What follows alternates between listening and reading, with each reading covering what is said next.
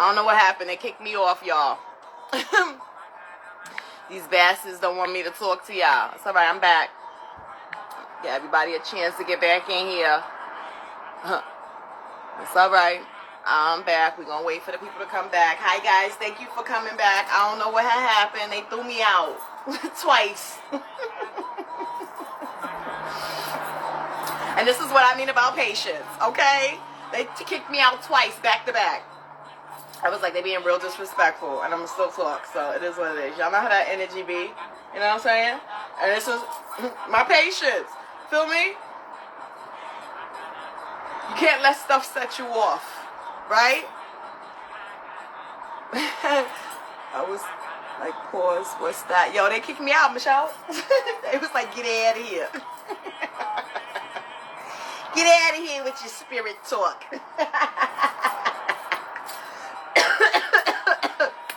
The disrespect is ultimate. You gotta laugh through a lot of this stuff. You know what I'm saying? You gotta laugh through a lot of this stuff. That's how I get through half of it. I just be laughing because what else am I gonna do? Cry?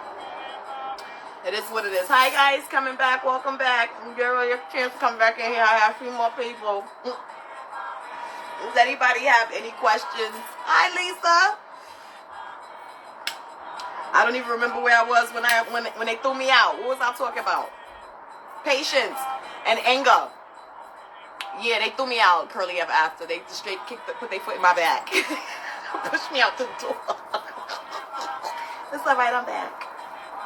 Give y'all a chance to come back in here. Yeah, I know, they just rude. Straight disrespectful. So, go ahead. What's your question, baby?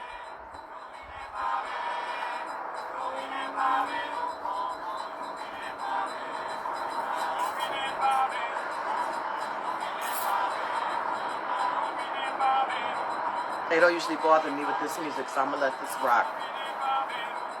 Hi, guys. Coming back. Welcome back. I got thrown out. Thank you for coming back. How you have a thin line in spirituality. It takes a lot of patience. I got to check myself. I got to check myself constantly. Spirit checks me. You know what I'm saying? I get checked all the time. And I have to check myself because, if I feel it, I got to sit down for a second. You know what I'm saying? I got to go do something. I will walk away from spiriting, period, for a while. When I say a while, I mean like that day. I'm not going to do nothing spiritual in nature. Like I'm not going to set out doing anything spiritual. I'm still going to do my prayers, for the day. I'm still going to take care of my people, but I won't do anything beyond that. And then when I get in those modes, a lot of times I'll be like, let me go out. What they'll make me do a lot. And that's why I have a forest in my room over there, because I spend a lot of time in my plants. And I will get lost in my plants because they're like, ground yourself, stupida. You know what I'm saying? You know what you could be doing, right? So I'll start pruning my plants, repotting my plants, watering my plants, changing. And once I finish changing all the water bulbs, once I start pruning off all the dried herbs, and jarring them, and all of that kind of stuff, 2 hours would have passed. And I haven't even noticed it. So I'm grounded in those times. So it helps, And then I'll take the herbs and make a spiritual bath of some sort, because I know that my energy don't feel right. I don't wait to take baths ever. If I feel any kind of way, I just made some 4 o'clock this morning. You know what I'm saying?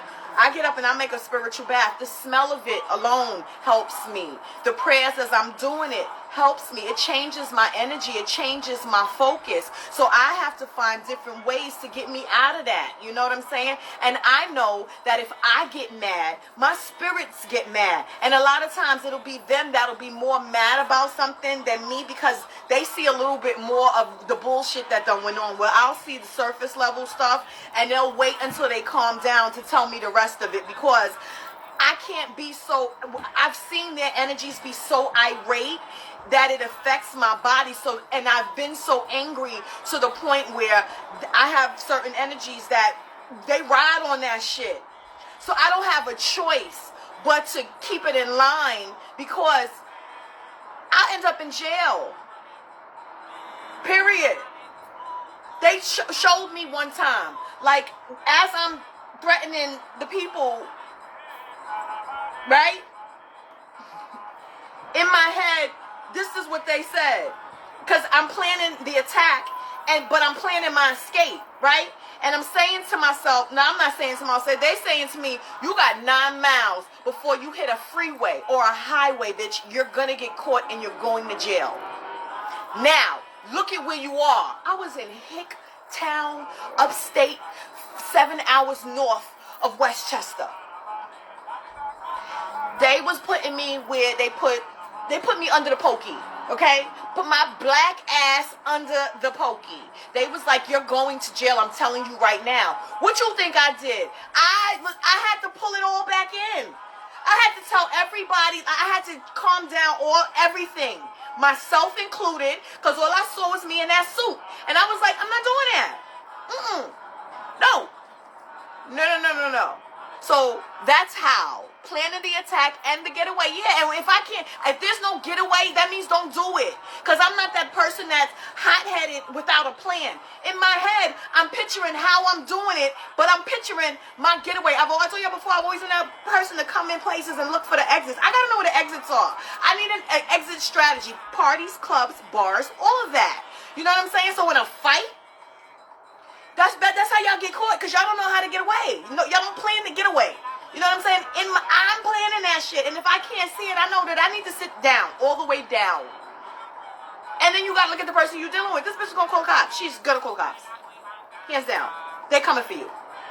So, I have to control myself. It is my responsibility. Knowing how I'm triggered, knowing that, I got a short fuse, I have to now make sure that bitch, make some more fuse. Because you can't live like this. And people will test you. That's what this life in this world does. It tests you. So if you're not learning how to get through that, then it's a problem. Right. You better calm the F down. You have to. I had to. They was like, you're going to go to jail, period. And I was like, oh, okay. No, I don't want that. I don't like that. I don't want that. Well, I found out next week if this is my full-time calling. You ain't have to wait for that to know that this is your full-time. Oh, full-time calling. Oh, got you. Yeah. Listen, I believe that you already know what you're supposed to be doing, but for some reason you got this fear-based thing that's going on that, like, what if I don't get it right? What if I fail? Hey, Sarah. Thank you, babe. What if I fail? But listen, we don't win at everything. Failure is a part of this. Getting it wrong sometimes is a part of this. They're not going to allow it to come to a point where it's detrimental to your health or anybody else's health or life. This is me today at my job. You had me to take a break. Yeah, and your job will be one of the most places, and that's why I need to live an isolated life, and the family has label me as aggressive. If you're being aggressive, then you need to understand that there are other ways for you to communicate how you feel without so much aggression behind it. People would have labeled me aggressive all the time, but it was a passion behind everything that I did on our set, and the aggressiveness came from y'all be wanting to test people, right? Not y'all, but people be trying to test you, and it's like, I need you to know one time not to test me. So I'm a spaz the first time off the rip. I'm telling you right now. You get one. I ain't gonna touch you, but I'm gonna let you know that this is not what you want. Period. And if there's more, like you want to keep trying me after that, then I'm gonna just tell them to go talk to my ancestors and tell them, please keep these people away from me. You can talk to your spirit team. Your spirit team don't need you to be constantly dealing with nonsense. They're trying to get your attention for you to be doing the right things with your life, So I've asked spirit all the time to keep certain people away from me, especially at my job. I used to do that all the time. I used to go in early before work and clean my space spiritually. I would make some type of a spray. I would have my cascarilla, my efun, and put it on my desk, on my chair, on my floor, all of that kind of stuff. Not where it was so visible that they could be like, oh, this bitch over here sprinkling shit. You know what I'm saying? But just very light, and that's why I would keep something mixed up in a spray bottle, and I would spray the entire area. I would spray up the walkway coming in. The path that I took, I would clean.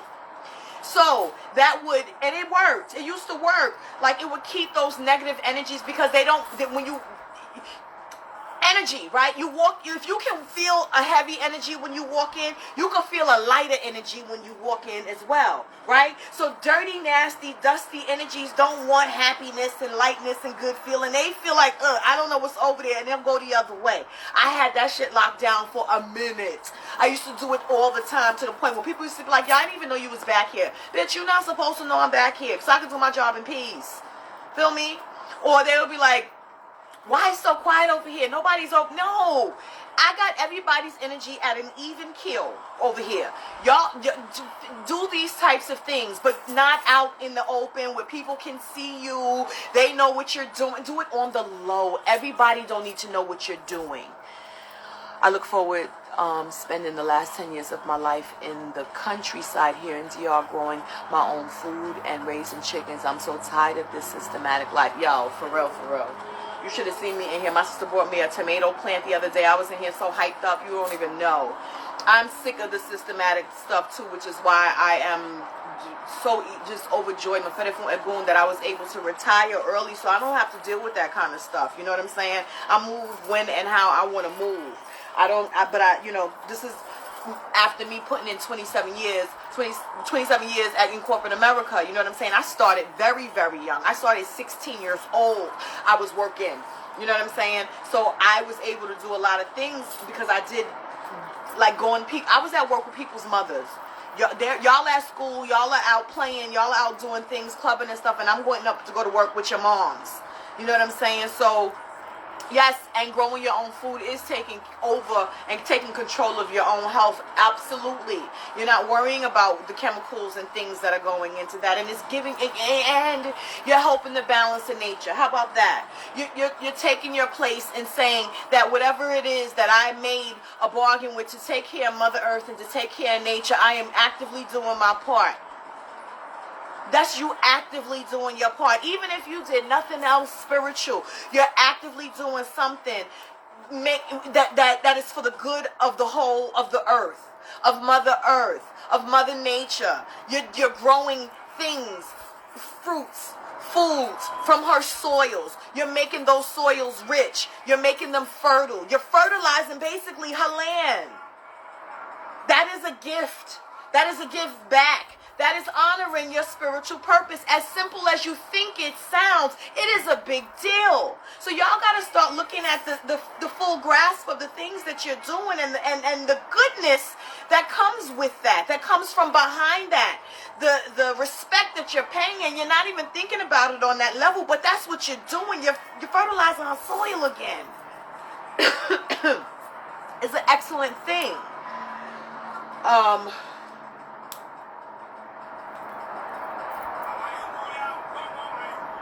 Somebody asked me about their godmother, their godparents stating that they can basically call down your spirit guides whenever they want to mount you. Your spirits is not listening to humans. If it is not good for you in that time for your spirit to be mounting you, your spirit is not going to mount you. I don't care who said what. That's not how that works. Your spirit guides, and I don't care if you're crowned in Orisha and they put the crown on your head, or they put the elekes on your neck, even if you're not crowned and they put the elekes on your neck. Spirit don't listen to that human person. Spirit sees their child, their horse, you. You know what I'm saying? They see whether you're fearful. They see whether this is going to push you further. They see what it is that you are dealing with, what you're thinking, how you're feeling, all of that. That person's word means nothing. That's not how that works. Spirit don't listen to them. Spirit listens to you. They listen to, because remember, your Ori must allow anything to happen to you. First of all, your spirit got to step aside for another spirit to come in and mount you. So if you're not with it, it's a fight. It ain't just a whoosh. You know what I'm saying? You have got to move for the spirit to get in there. So because she's calling it means what? They're going to just kick you out? That's not how that works. I don't like that fear-based teaching or that fear-based mentality for them to say something like, oh, I could do it whenever I want. That to me is an egotistical thing to say, that they're trying to pump a fear in you, and that's not right, because that's not how that works, and that's not how your spirits want you to allow them. They don't want it to be in a forced way, because they gotta be comfortable. And they gotta do it more again. So why do something once that's gonna harm you? Because if it makes you scared and fearful and makes you like, oh, resistant, I don't want to do this. It makes it harder for you and for that energy. So why would they do that to you? Your spirits is not gonna do you like that. And don't let nobody tell you no crazy stuff like that. And this is one of the reasons why I say it is very important for you to have this bond and start a relationship, knowing who you got with you, who's walking with you, what spirit guides you have. Nurture a relationship with them yourself, so that you don't even have to worry about somebody else saying something about what they can do with you and yours. Like, you sound crazy, ma. You can't do that. And when I told the girl, like, yo, go talk to them. Tell this one this, go to your Arisha, go to your Egun, go to everybody. Tell them all of that. She did that. What happened? That lady got mounted back to back. Not her, the one who was threatening to do it to her. And when because I told her, you better call me when you get out of there, because I need to know what happened. They rode her like a pony, because just because of your arrogance and what you said and what you thought you was going to do to the child, spirit sees and hears every single thing. So that was a check for her. Like, don't do that. Why would you do that to her? Now, this is how we're going to do it to you. Did you like it? No. So then why would you even make her think that we were going to do this to her? That's not fair. Don't do it again. You know what I'm saying? The girl was so elated and so relieved, like, yo, let me tell you what. I said, listen, this isn't communicating. Y'all got to learn how to talk to y'all spirits. Y'all got to learn how to not be fearful, to go and tell them, like, yo, this is what they saying. I don't like it. I need y'all to shut it down. Spirit will shut that shit all the way down. Your ancestors especially will shut some shit down. I clean up these areas in nature I go to. I notice there are a lot of people that love to go into nature and do the edibles, but don't clean the houses of the spirits they're leaving the edible for. And that's a problem. And they seeing it too. You know what I'm saying? So you don't get back. They're paying attention to how you do everything. How are you treating this land? How are you treating this earth? You know what I'm saying? People do the craziest things because they're not thinking. Right? And so, the sad part about that is nobody's ever corrected them to say, Mom, maybe you shouldn't do it like that. Why don't you try it like this, or try it here? Put it in something that's biodegradable, right? So that the animals will be able to get to it. The animals can eat it. The animals can pull it away. It can be dissolved into nature, something. You know what I'm saying? Not taking a plastic bag, and you know what I'm saying? Because it's not biodegradable. So what are you doing? We got to think about these things. And in these traditions, a lot of times you don't get that little extra piece of it, because they're just like, yeah, you just got to take it, and where does it go? You know what I'm saying? Common sense, unfortunately, is not so common, right? And especially where this is concerned, nobody's thinking about the nature aspect of it. They're just thinking, I got cleaned, I got to toss it, I got to do that. But there's certain ways that you do certain things, and you just have to think a little bit more onto the everything as a whole, and not just, because this is what the spiritual walk is about, understanding what society we live in, right? Okay, push that aside. Now let's get back to nature. Let's get back to what feeds us. Let's get back to what fills us, what grounds us, what protects us, what nature gives us, everything that we need if we take care of her. You know what I'm saying? We got to get back to that. I don't even throw stuff out my windows, drop garbage on the floor. I don't do that. I used to do it. I ain't even going to front and say that I didn't. But that was before I woke up spiritually. You know what I'm saying? And now I understand the full brunt of the things that I do, and the outcome of it, the full grasp of what it's affecting. You got to think about your spiritual walk and your spirituality in that way. It allows you to see the world for a different place. It allows you to no longer look through the rose-colored glasses, and things become a lot more basic, right? We make the spiritual walk a lot more difficult than it really needs to be. A lot of this stuff is simple and it's basic, right? You see the glitz and the glamour and all the extra stuff online, but a lot of it is not that. Those are in extreme circumstances. Those are once in a whiles. I put up a video the other day of animu that I offer for Ilegua. I gave him some fruits and some fish and stuff, and I was being asked a lot of questions about, oh, I've never seen it like this before, this, that, and the third. And I'm saying to the people, I need y'all to think outside the box. If y'all have these Orisha in your house, somebody asked me about building a relationship and a bond with their warriors. I give them stuff like that all the time. That's not an ebo. That was not divines on well, first of all, everything you do for them is an ebo, right? But this was not an ebo that was divined on, that a problem came up or something came out and Elegua said, I want this, this, this, and this. And in order to remove whatever the problem is, to clear the road up, to move it out the way, to fix it, to clean it, whatever, I need you to give me this. That is a specific something that he tells you. That's something that's in the book, that you go by the book on which you give them. This is not a divination that I did. This was not something that was divined on that said you need to give him these things. I know what Elegbo like. I got a gang of Elegbas. They talk to me all the time. I had bought the fish and I didn't see it in the refrigerator. My sister had put it in the freezer. I went in the freezer because I heard him say, I want my fish.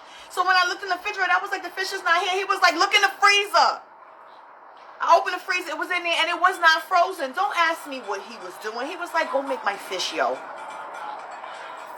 I went and made the fish, right? So when I'm doing the fish, I know that it look like kiwi. So he was like, I know you got kiwi in there. Didn't you just buy some? Yes, Baba, here. Gave him the kiwi. So now it's like, what else you got in here? Let me get a plate for him, because clearly he want a plate, right? What else I got he likes? This is me. This is how I go and give him stuff, right? I give him the stuff. He was hyped. Thank you. It's gratitude. I didn't ask him for nothing. I didn't want nothing from him. I just know that he was like, yo, where's my fish? I took it upon myself to say, this is my man's in them.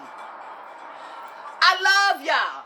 He does everything that I need him to do. Hands down, I don't have to question it. 9 times out of 10, I don't got to ask him beforehand. All of that kind of stuff. I recognize the same way that if I felt like my man wanted something special for dinner, Baba getting it too. That's the relationship. Y'all go by the book. Think like, so y'all got to think. They're native. Nature. Outside. In the woods. What they got that grows off trees? Fruits. Right? What's not going to spoil? Nuts. What popcorn, corns. Because I know that nobody ever read a pataki or an odu that says give Elegua chocolate cake, donuts, or chocolate anything. But y'all give that to him all the time. Nobody never questioned it. Why? They don't got donuts, chocolate donuts in Africa that they're serving their Orisha. Like, no, they don't have, that's the traditional, that's not what they had. So now y'all do it, but nobody's questioning that. No, you think of the things that he liked. Some of the Eleguas had children's energies, right? Some of them have very old man energies. Some of them in the middle. You know what I'm saying? You gotta make a relationship with them to see what do they like. Some of mine they don't like the same stuff. I got some that are young, they don't want no coffee. The older one, he'll take the coffee. The little one is like, yo, give me some hot chocolate or some cocoa or something. Go get some apple juice. Go get something else. I don't want that. Did I read that in a book? No. I heard him spaz on me to say, I don't want that. Y'all got to build the relationship with y'all energies. It's not one for the world. Not if you're dealing with these certain traditions, especially if you're not doing Lukumia Santeria, you get paths. So they tell you basically what this path for the Orisha, their energy. This is the oldest, this is the youngest, he likes this, this is the da-da-da-da-da-da-da. They tell you that. You start off with that. But in the interim, you're supposed to be learning more because he gonna talk. He gonna tell you the stuff he wants. When I gotta go get cars and because the first time, this is what he did to me. They was like, he wanted some toys or something. And I was like, okay, what kind of toys? And he was like, I'm not telling you, go figure it out. Okay, I go in the store and there's a fucking wall full of toys, right? I get in the middle and all I see is red and black stuff in the middle. You know, I took that whole middle row. Everything that was red and black in the middle, I took it, right? Plus, you know, he liked the little army figurine thingy. So I got him some of those too. I brought them shits home. He was hyped. He was like, you picked the right stuff. Thank you. But he wasn't trying to tell me. He wanted to see if I knew what he liked. If I'm tapping in. If I'm paying attention. If I'm learning him. If I am really linking with him the way that I'm supposed to be linking with him. It takes more than just me going over there, spitting rum on him on Mondays and then leaving after I done said a prayer. Nah. I gotta sing sometimes. I gotta give him some energy sometimes. I gotta hype him up sometimes. I gotta move his cars around and go fuck with him and see, you know what I'm saying? I give him all kinds of stuff. I talk to him all the time. I tell him every step that I'm making. Every time I leave my door, he knows where I'm going. I have built a relationship with him. Why? He is the one that leads through to the rest of the Orisha. So if you don't got a good relationship with him, you can't believe that the rest of you going to have a smooth transition to get to the rest of them. He could fuck that up if he is not appeased properly. So I need my relationship with him to be like the best relationship that I got going in, because you get him first anyway. So you got him the longest.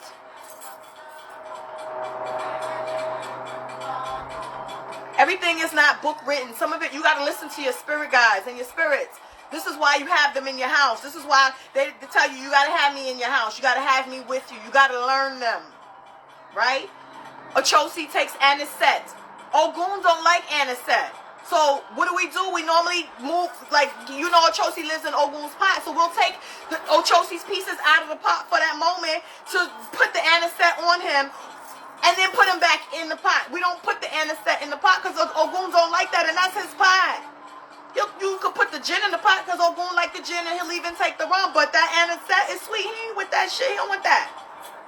You got to know this stuff. You got to know them. Right? You got to feel the energies of how you feel when you're going over there. You got to know some of this stuff. Everything. And you know, that comes from investing yourself. Because if the energies are there, you went through it to get the initiation, to receive them, to pay for the service. It's your responsibility to know that when you go over there to talk to a leg, well, you're supposed to be shaking that maraca. That gets his attention. There's certain things that we do that call their energy's attention to you. And you got to learn the ways to do it. You cannot be dependent on your godparent when the Orisha's in your house. And I'm not saying do wild style stuff. Don't be over there making up stuff. Don't be over there going crazy. I'm talking about nuts and fruits and foods and simple things and prayers and toys and things that you know this Orisha likes. That you know it is okay for you to give it to this energy. Right? Don't misconstrue my words and don't twist what I'm saying. I ain't telling you to go over there and don't you take no goddamn bird or no shit like that. That's not what I'm saying. Okay? I said fish. Cooking fish. Like, stop.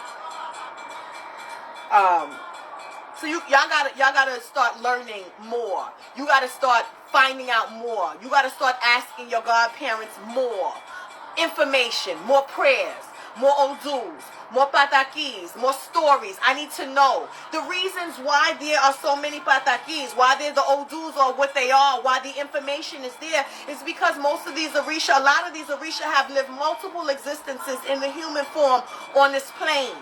And they at some point had to go to a Rumila to get the answers to fix their problems. They had to go to him too. So they have been through 99% of the shit that we've gone through already, which is how we know what the fix is going to be. That's how the Babalaos know what it is, because it's already been written. Y'all take the Bible and use that shit, and ain't none of that stuff. Please. But this stuff works. Try it out. It's there for a reason. It's been passed down from generation to generation to generation to generation to generation. And some things are different, but damn it, some things are the same. And the basics are the same. I implore you to find out what it is that you're supposed to be doing, and then investigate, study, find out as much information as you can on that topic. You feed yourself the knowledge. At some point, it is going to be beneficial to you, and it will come a time that they're going to give you the opportunity to use what you've learned.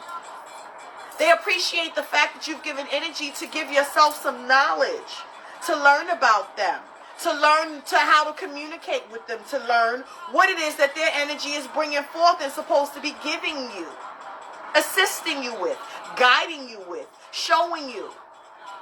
It's up to you. But you got to know your path. You got to know where you're supposed to be going. You got to know what you're supposed to be doing, so you're not wasting time or over bypassing things that would have been better for you to start with that, because it would have made the whole road easier.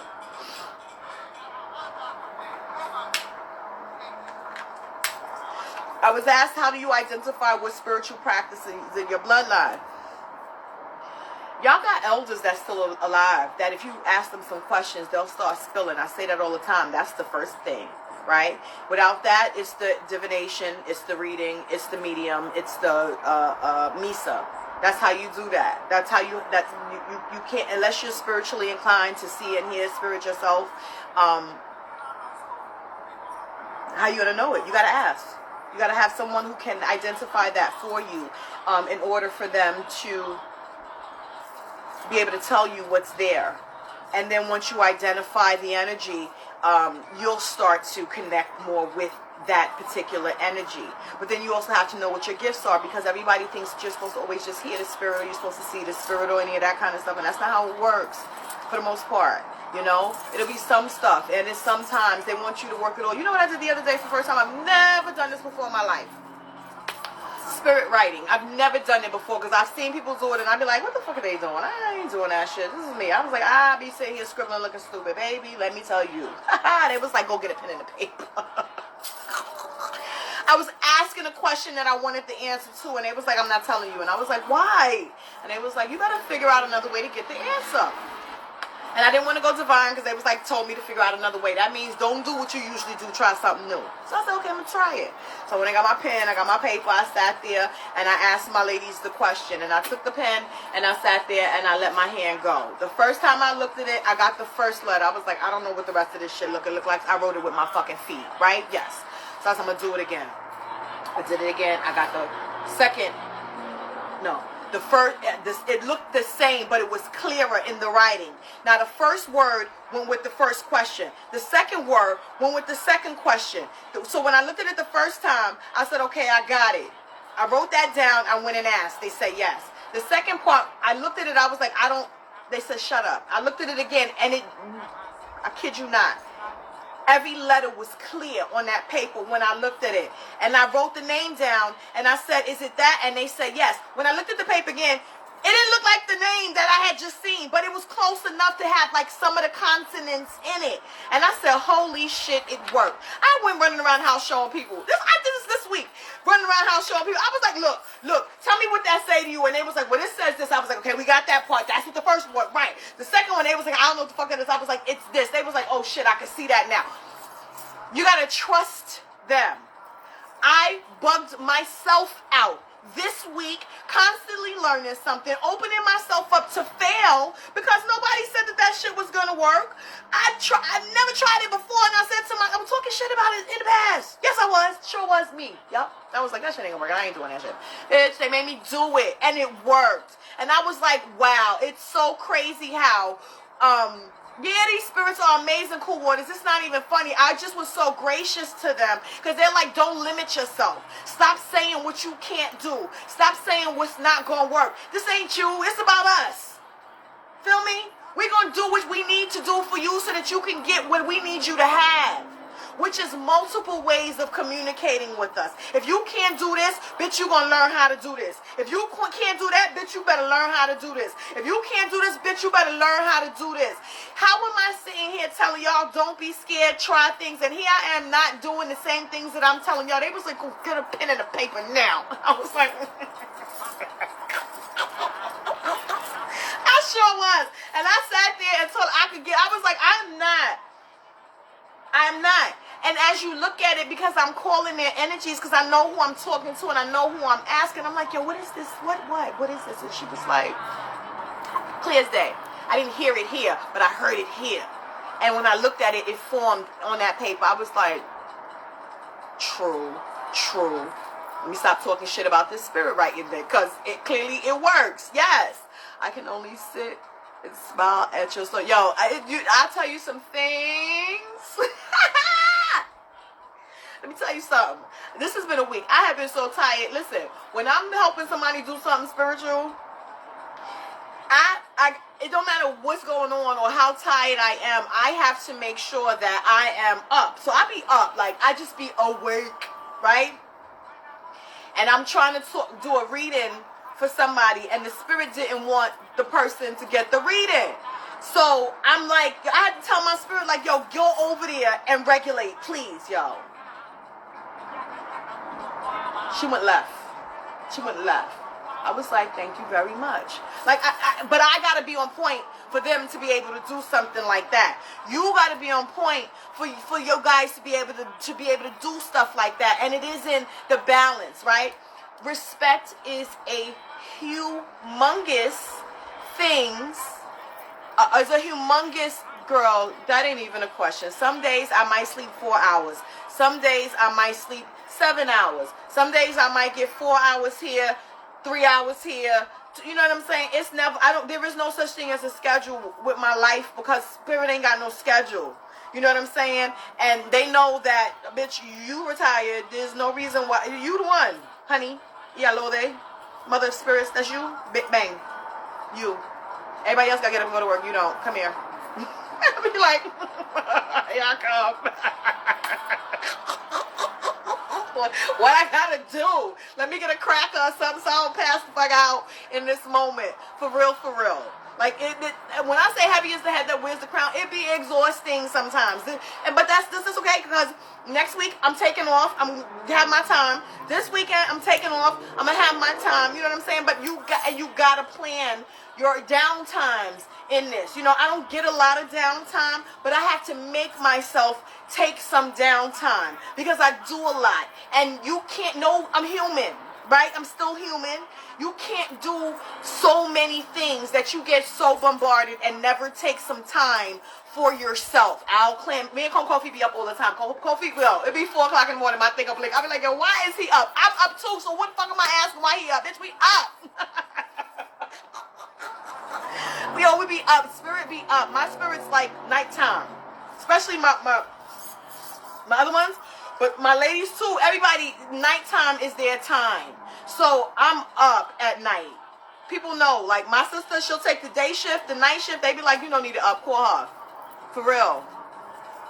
I be up. Because I'm always doing something. And I get the hours really fly when you're working with spirit. Yes, he'll don't want that. Like I don't really realize a lot of times how much time has passed when I'm doing something like that's how I'm able to sit here with these lives, because I don't be knowing how the time passing with this. I don't be knowing. It doesn't feel the same. The sun will come up and go with them, and you won't even realize exactly. Because when the sun comes up, I be up. I be seeing that shit. The bird, I got a nest outside my window. The birds be going nuts all the time. All the time. Now, if I click on this question, people are going to be able to see it. Is that cool? I don't know who did it.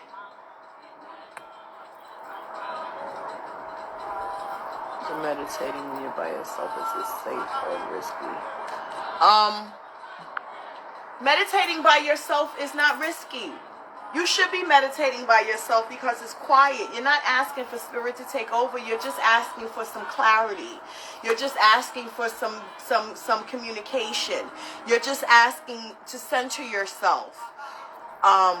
You're just asking for the time to connect with them. That doesn't mean that they're going to mount you and or take you. A lot of times, and they know you're scary as fuck. Like, stop. They know that. So you know what your protective measures are. You know the protective things that you have that you're supposed to be wearing. And you know that you have strong ancestors that are there, they're grounded, and you got guides that are there that's grounded.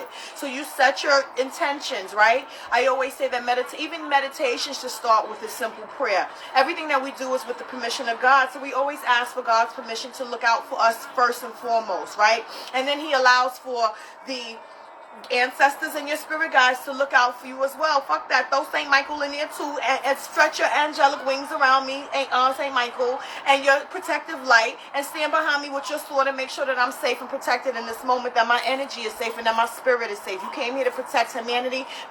Bitch, I'm humanity. Help me, save me, protect me, right? Watch me.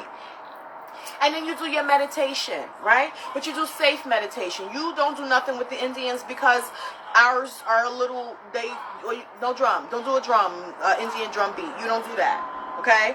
But the other stuff is fine when you're by yourself. It's not going to be, the most you're going to get is ideas, pictures, and maybe a couple of visions. You know what I'm saying? A couple of thoughts. Something. They're going to slow walk you. They're not going to just bombard you with stuff that you're not going to be able to handle or maintain. You know, they're going to give you just enough to get, because they want you to get you on that hook to reel you in so that you can do the stuff that you're supposed to do that's going to better your life. You know what I mean? If they're going to give you information, they're going to make sure that you're going to use it for the best, your highest good, the highest good. They're not going to be wasting their time and their energy. You know what I'm saying? So yes, you can very well do that. You should be doing that. It's quiet when you're by yourself. You know, but you can also find different modes and different means of meditation, right? So I do a lot of my meditation when I'm working. I can be sitting in the room with somebody and I'm working on something and they're having a full conversation with me. I never heard, they'll be sitting right there. I didn't hear a fucking word, not one word. I am so invested in what I'm doing and connecting with the spirit that's showing me what I'm doing. And in the interim, sometimes I lose myself in what I'm doing because they start showing me other stuff while I'm working. So while you see me sitting here and I'm moving, I can't even hear what's going on in this room. I got to be honest with you. And in those modes, I take that as my meditation because I'm so deep in with what I'm doing.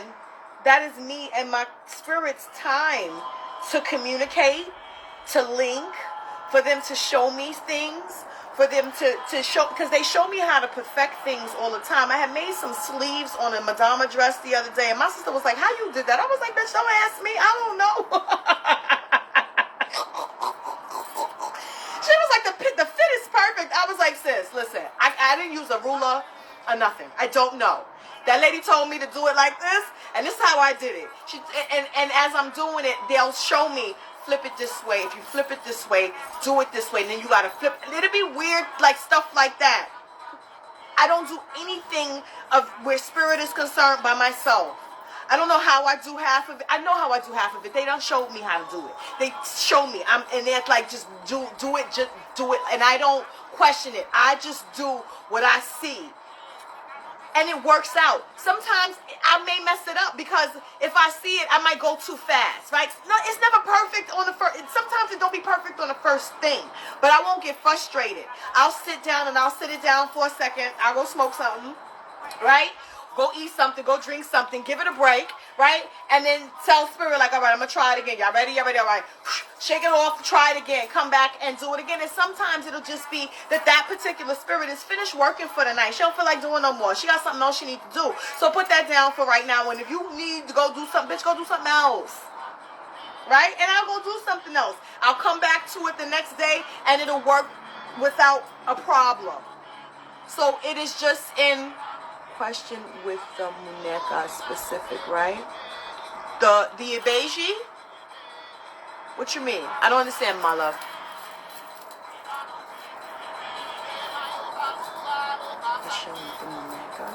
Are you talking about the Ibeji or what do you mean, my love? I'm confused.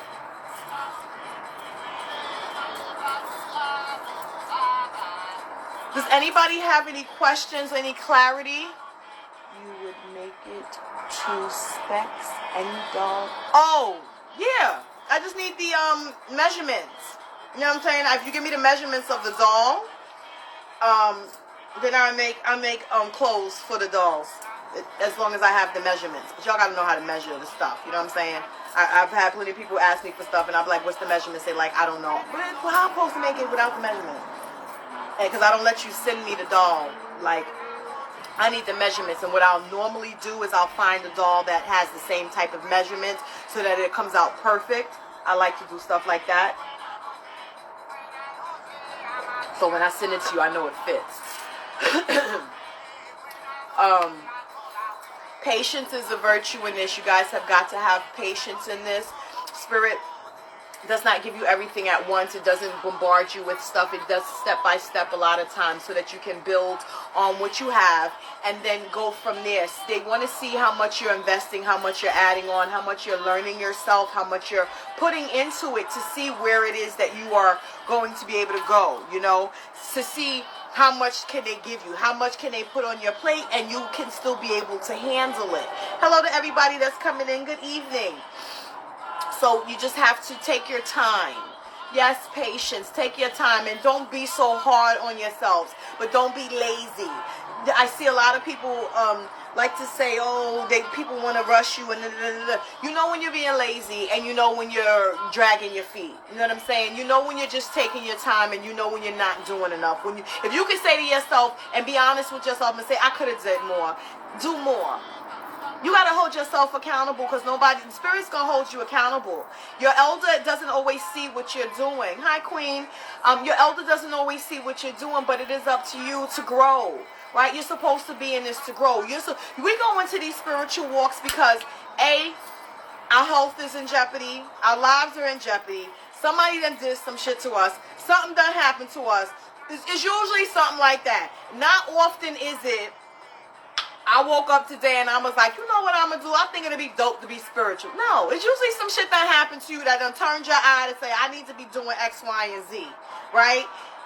You got to say to yourself, if they can come in at these times to pull me out of these situations, then what would it have been like if I would have been doing this stuff all along and been growing all along and known this stuff all along?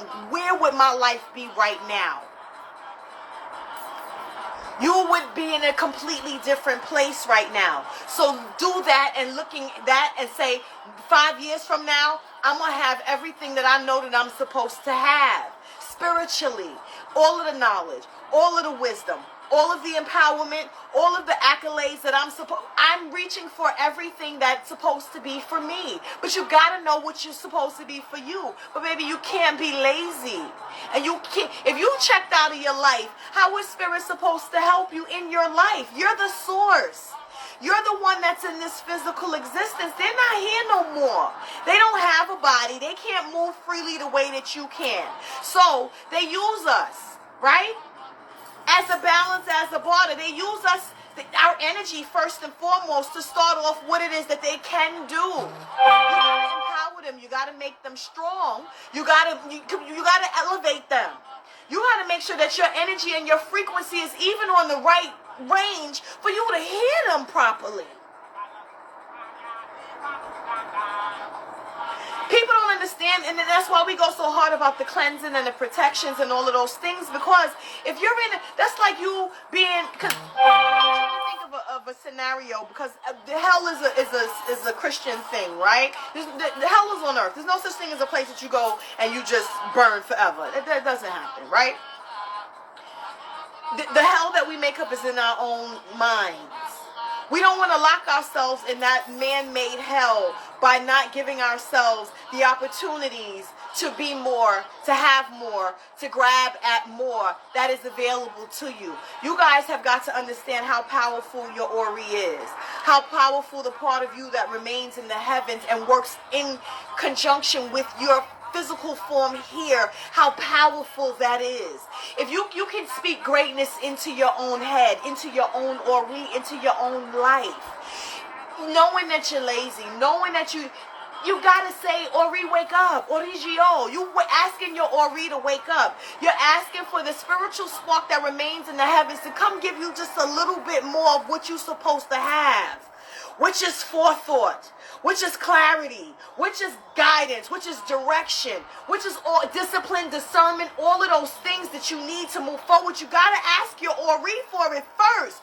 You can't ask Spirit to give it to you if your own head ain't asking for it, if your own head ain't willing to receive it, if your own head ain't striving for it. In this tradition, we say that nothing is accepted to you unless it comes through your Ori and accepted first. That's the good, bad, and the ugly. Your Ori can rain blessings down on you, or it can rain lessons down on you. It can also rain misfortune down on you. But that's what if you're not feeding your Ori nothing positive, then it's going to come as hard lessons, because that's the only way to get your attention. We don't want our lessons to come that way because it hurts and it makes you feel resentful. And I don't want to resent what I love so much, which is my spiritual traditions, my spiritual life, my spiritual walk, Spirit as a whole. Like, I love this shit. I love it with all of my heart. So I don't want, anytime I'm told something, I'm on that, because I don't want to get dragged. I don't want to have a sour taste in my mouth and even fix my stupid lips to say, oh, Allegra, you ain't have to do me like that. He looking at me like, bitch, you did that shit. I ain't do it. I am the road keeper. There was all these roads you could have taken. Your dumb ass went over there. I dropped the dice in that row. You didn't even look over there. You so busy doing X, Y, and Z. I put something over there that if you'd have looked, you'd have saw that that might have been the way that you should have gone. And if you'd have saw it, you would have picked it up and went that way. But because you're doing it the way you want to do it and you're not paying attention, you didn't even see what I sat there. Don't you dare blame me. That's your fault. And then here go people, oh, like with the trickster energy. He ain't tricking you.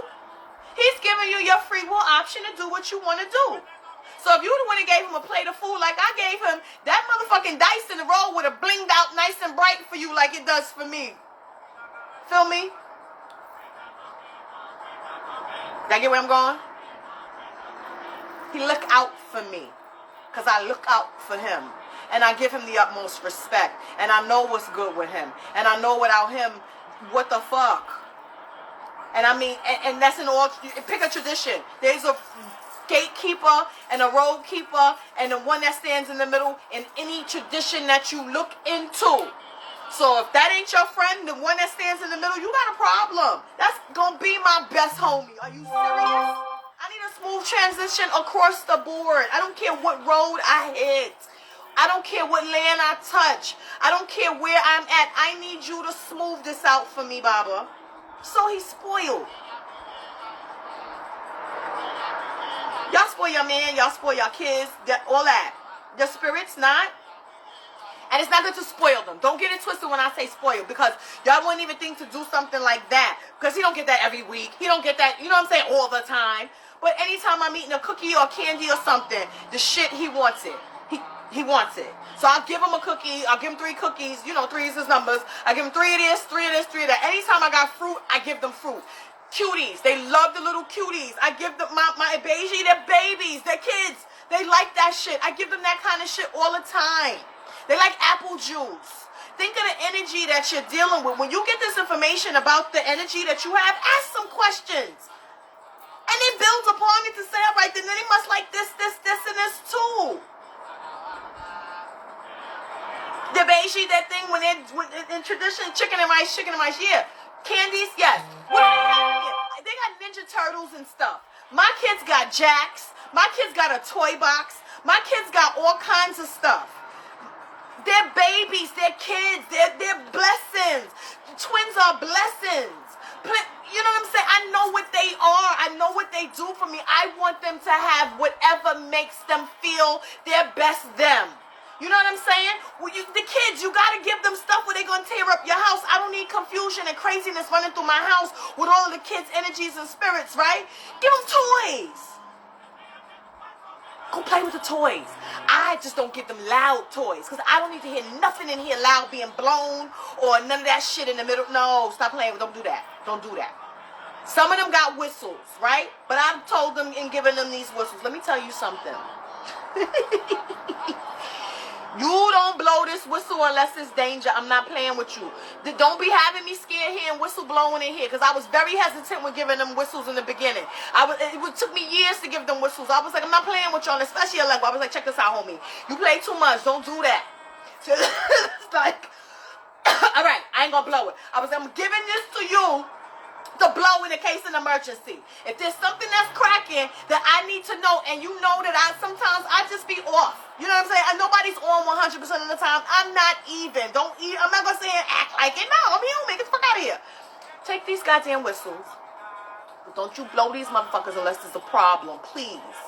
Because you're not going to have me in here. I'm going to take the whistle away. He's like, all right, because I don't want you to take my whistle. They haven't blown them. They've had them for like a year. Know your energies is what I'm saying. And have a conversation. They hear you. They got an understanding with you.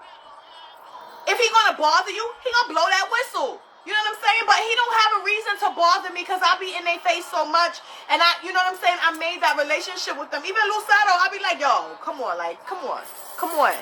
Y'all gotta, you gotta just talk to them, is what I'm saying. Like, just talk to them. They listen. They need you to get the information. You know what, yo, I'm not even playing. I had them whistles, and I had the whistles for a minute, and I was holding them. I was like, I'm not playing with them. They're not going to be in here blowing whistles all night. Like, come on. No, I don't want to hear that. I hear spirit, right? I don't want to hear that. I hear a whistle blowing in here in the middle of the night. I'm going to jump. I'm going to be like, what the fuck is going on? Come on.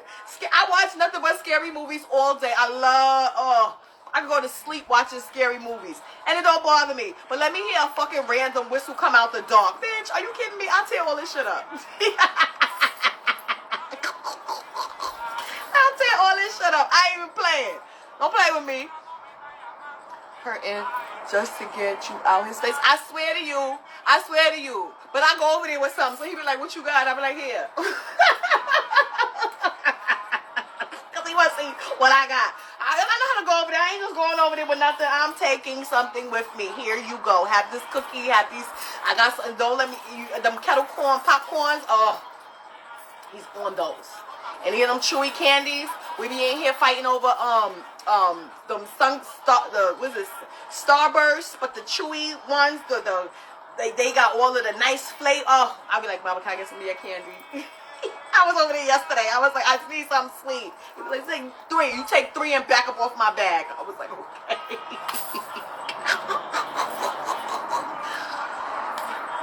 We have a relationship. Y'all gotta have a relationship. You know what I'm saying? So that it makes everything easier. They try to touch your gangster at night. Who be trying to touch your gangster at night? I'm not playing with them. They better not. They better not.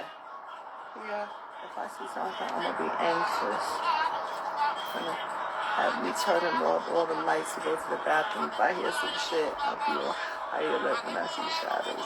I just turned on all the lights. That's hilarious. No, you ain't got to turn on up. But y'all shouldn't be sleeping or having them pitch black rooms anyway. I tell y'all that all the time. You should not be sleeping in a pitch black room.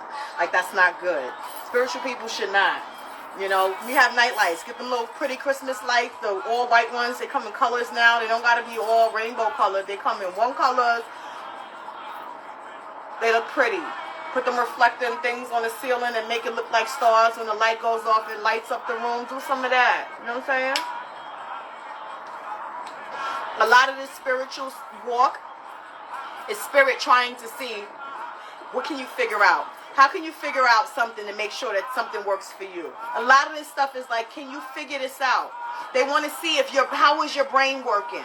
Are you using all parts of your brain, left and right? Are you trying to activate stuff that's been asleep? Y'all silly. Y'all idiot, turn on all your lights. Yeah, it's not good to sleep in the dark like that. What comes out the dark? Any and everything. Stuff be hidden in the dark. I don't need nothing hidden from me. I need to see at least something. You're not going to peek out on me in the dark or none of that other kind of stuff. No.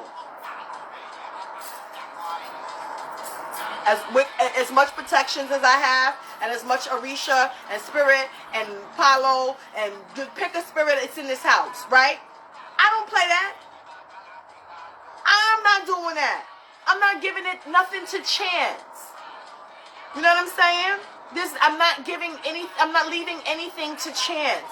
It'll be just that one time because I know better that they'll let something slip through. So just to teach me a lesson. They say, bitch, you not told these people not to do it. Why the fuck is you sitting in the dark? Well, you know what we're going to do? We're going to let one slip.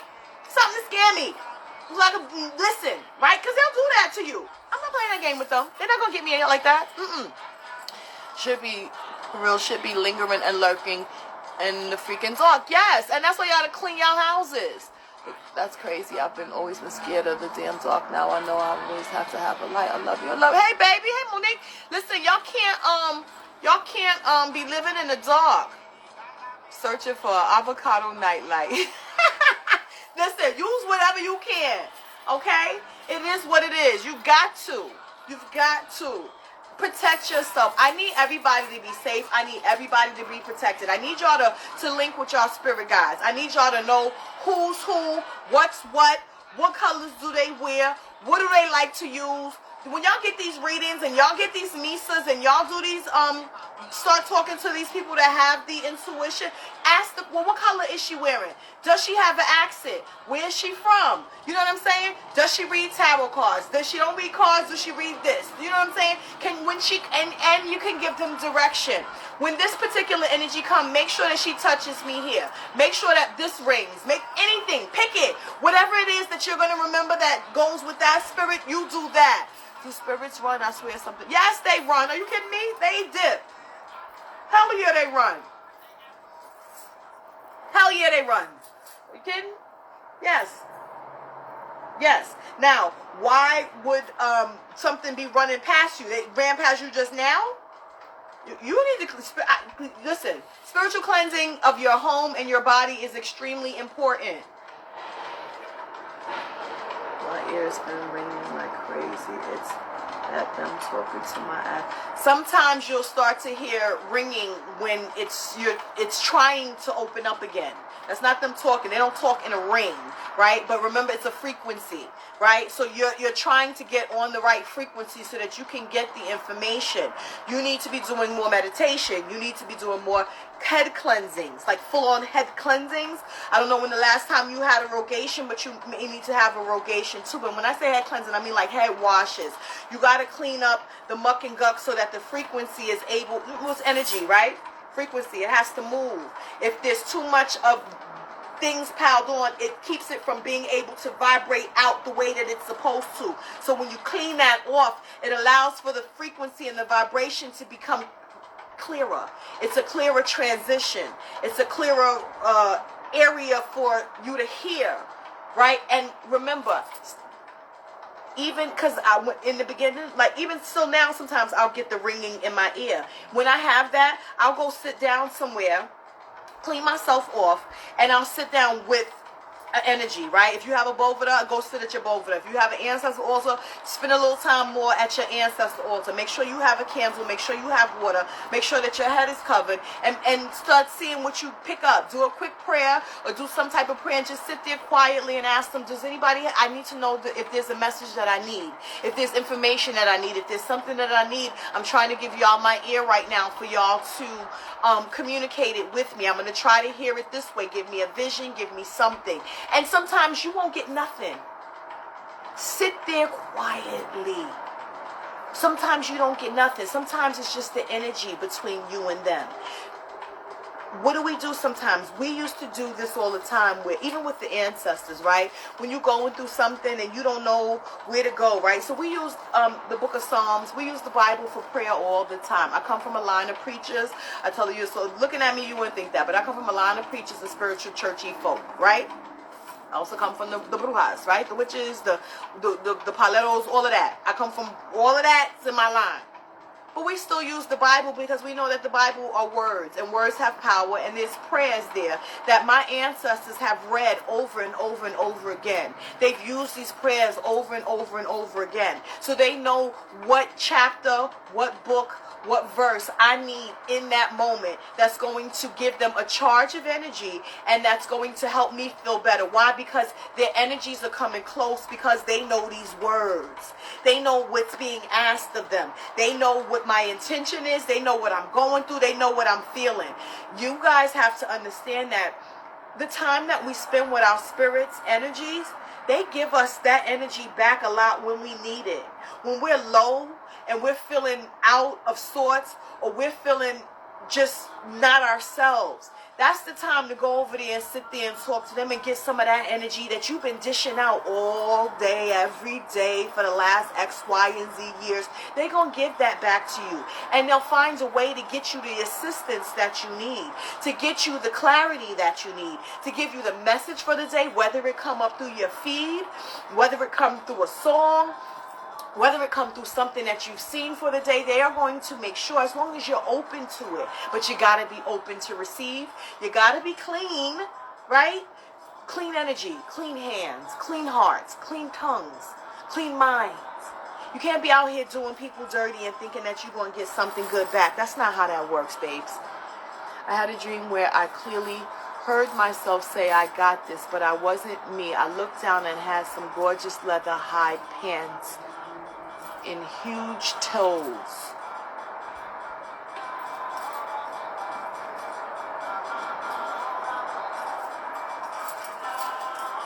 What you been doing with your Indios?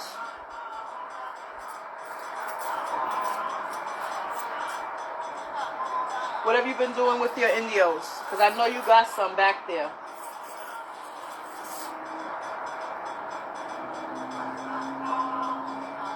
There's certain energies. Remember I said Madama's specific to you. Gitanas, specific to you. Your Indians, specific to you.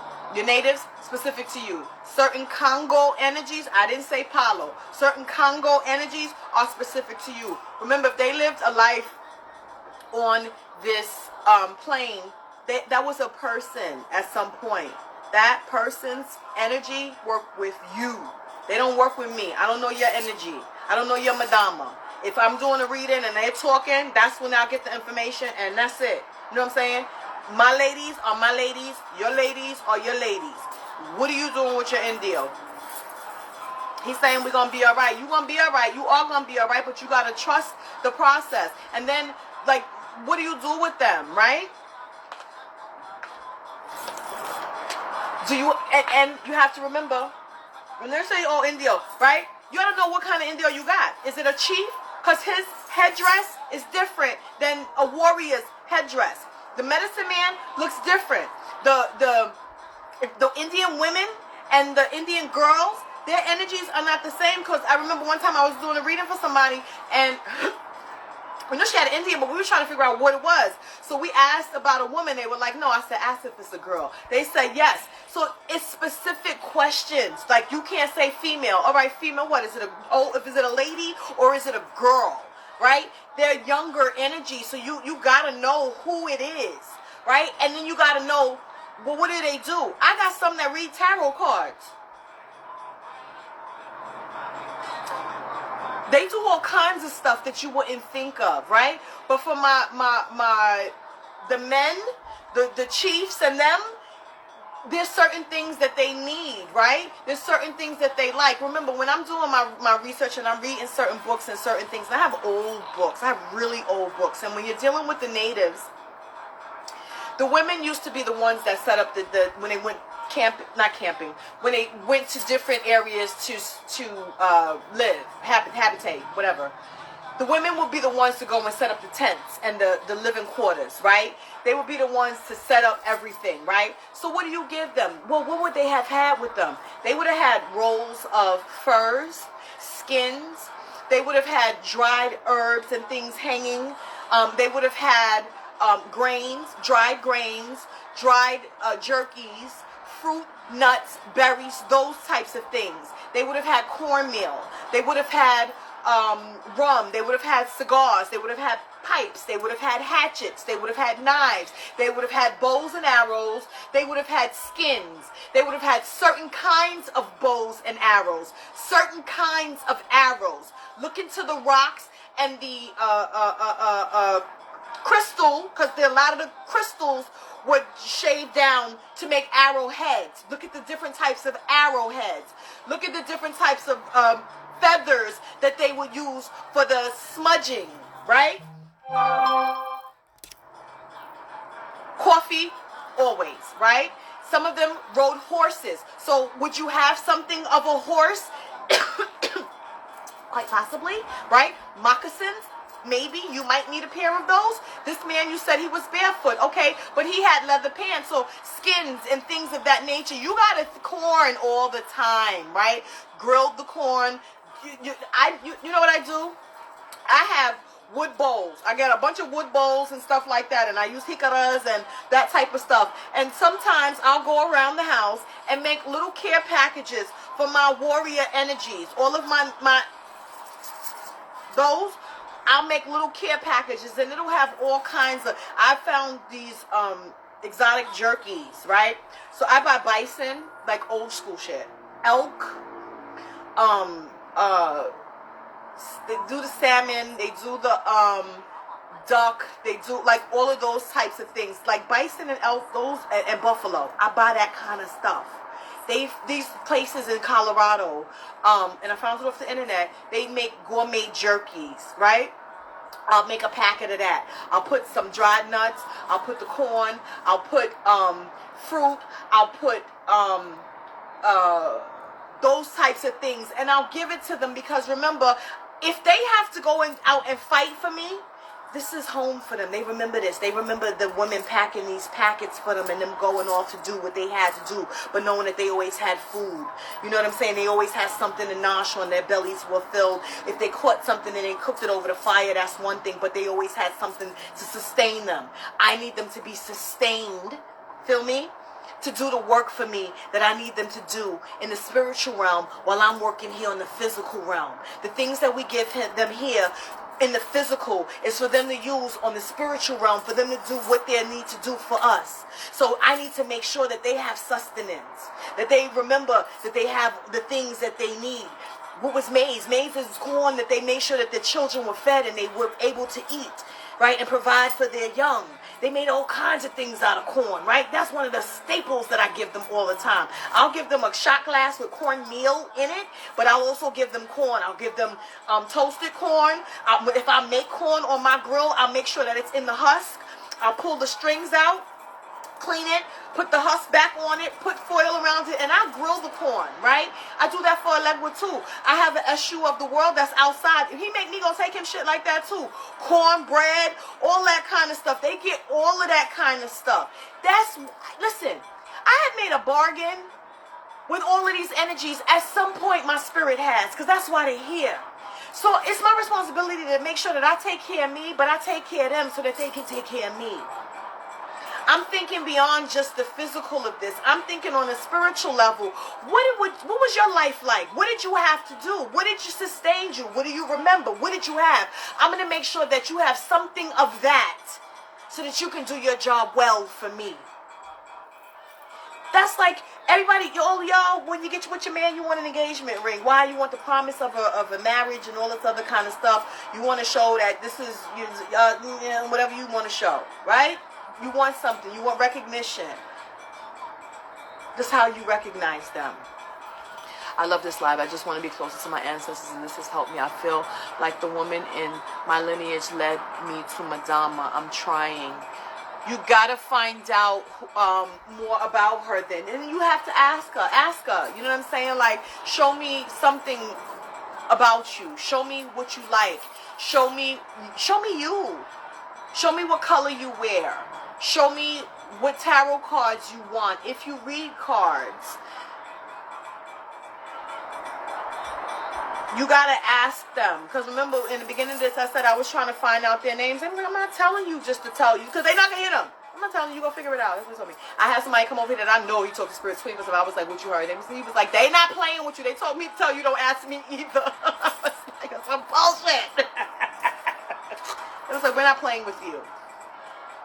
Who likes river water? What do you mean who likes river water? They love that too. Oh, who likes river? Oh, the Indios? Bain House?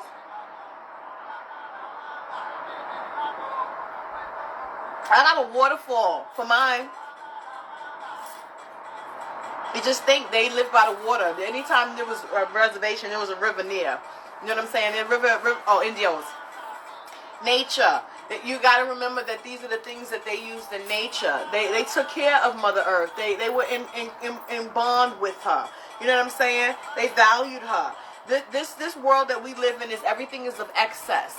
Our original people, our native people, we didn't do things in excess. We didn't have to kill all the chickens that we saw to make sure that there's chicken to eat. No, you're not going to eat all the chickens. Why are you killing all the chickens? You know what I'm saying? That's what that wasn't our way of doing things. I've done that stuff I was told to do for my negative. I've done all the stuff I was told to do, but it's bad. Like, the more I see that it's bad. But okay. That negative place is a familiar place for you. You can't be scared to step out of that. You can't be scared to say, all right, so if I address all of these things, and you got to make peace with it. You can't just look at it and be like, oh, okay, now what part did you play in it? What could you have done differently? If hindsight is 20/20, you know different now. What could you, if you were in that position today, what would you have done differently that would make that situation turn out differently for you. That's the lesson. You gotta take the lesson from it. Not that it was bad, not that it happened, not that it's all fucked up, but what's the lesson? If it happened to me again tomorrow, what would I do differently? Because it's gotta be something that you do differently in that to make it turn out a different way. Even not being there, is it turning out something different, a different way? You made a different decision. These things come up so that you can think, what is the decisions that I made that got me here? What is the decisions that I made that could have been different, that would have given me a different outcome? It's not for you to just face the bullshit. It's for you to face it, but come out of it with a different outlook on it, a different objective, a different tool for you to use going forward, because it's going to present itself again. That's how spirit works, and that's how the world works. It will present itself again, and have you learned?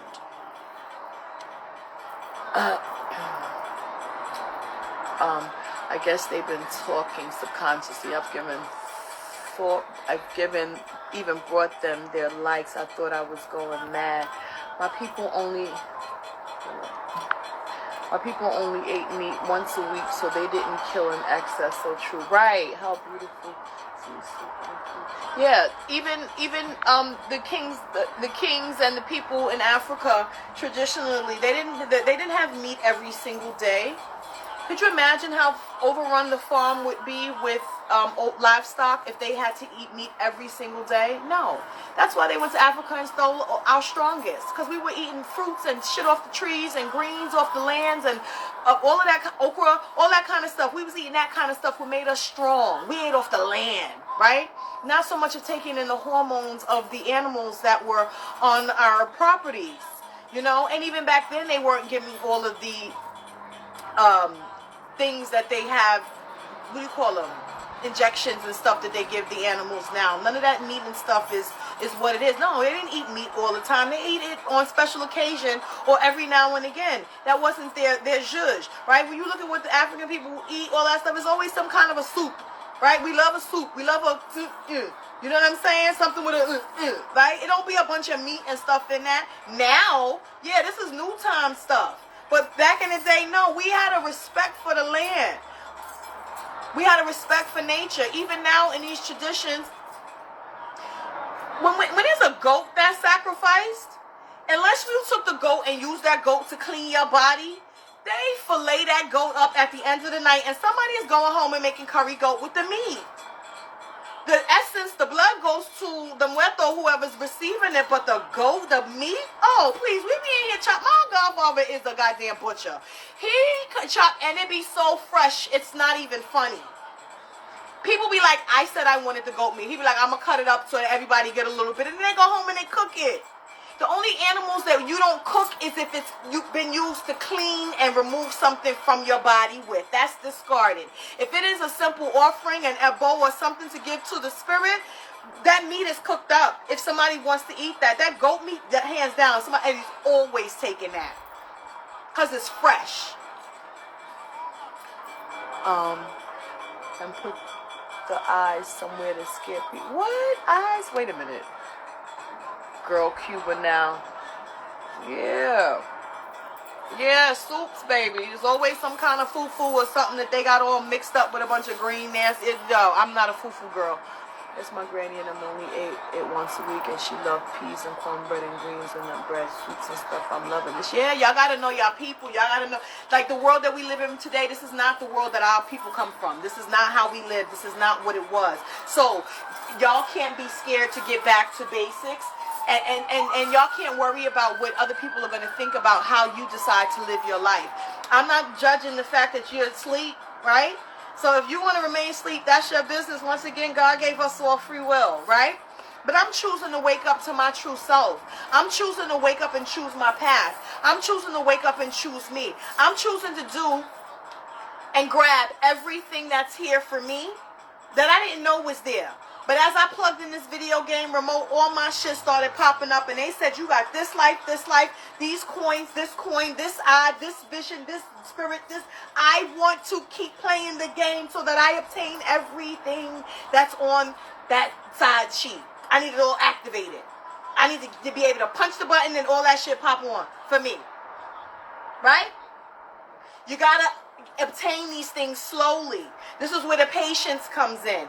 And I said this year, I said this week, I did the spiritual writing thing. I've never done that before in my life. I am 45 years old. I did it this week and it worked. Try something. Do something. Learn something. Give it a little bit more of your time and your energy. You know, people stress the tarot cards a lot, right? But some of these energies don't read tarot cards. You got to know who reads them, right? One of my ladies doesn't read cards, but I bet you she got a knife. You got to know what they do. Just because they're a lady don't mean that they're not out here banging. They had main African tribes of warriors that was all women in certain parts of Africa. You think for a second that none of them is Egon? Oh, some of them come back banging. You better give her what she used. One of them shits with the thing on the tips. You know what I'm saying? I've been feeding birds outside my window as part of my ancestors' offerings. Last night, I dreamt with an eagle and a white dove outside my window. A white dove. The eagle.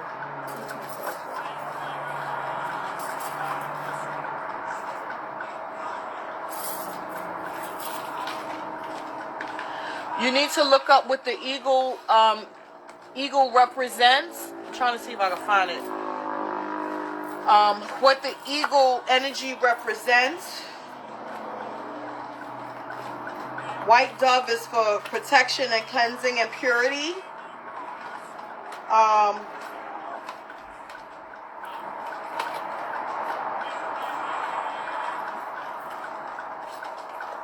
looking for the eagle.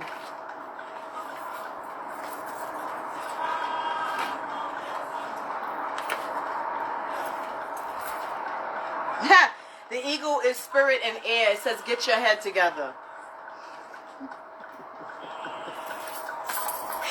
Baby, get your head together is what that says. So what are you not doing? When's the last time you cleansed yourself, baby? And in your tradition, I know you do something else, right? What do y'all use white doves for? Because in most of our traditions, when there's a white dove that is used, it's for cleansing.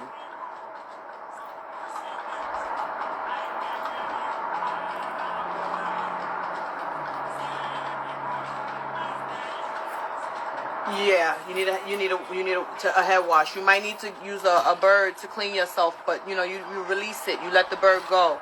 You clean yourself and then you let it go. But ask them if that's what you need. You know, to clean up some stuff. When you do the dove to clean yourself, if that's what I don't know what your tradition does, and I don't like.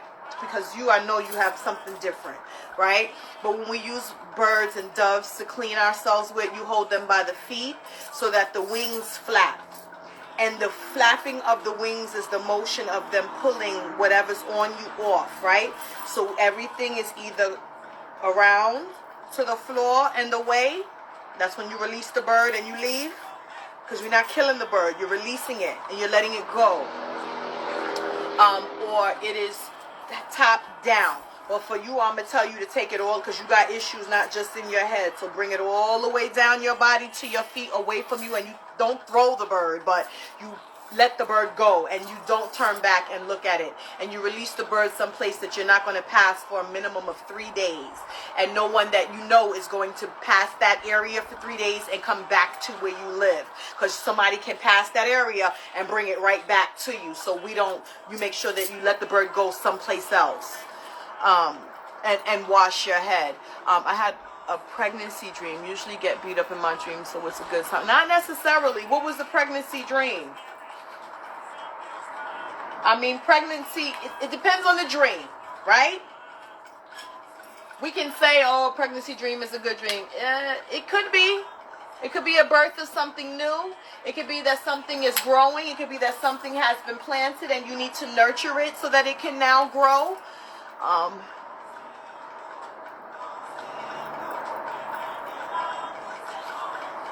The mountaintop and clarity for in the Orisha tradition is where you go for Obatala, and Obatala takes care of all of the heads until your head is called down. You know what I'm saying?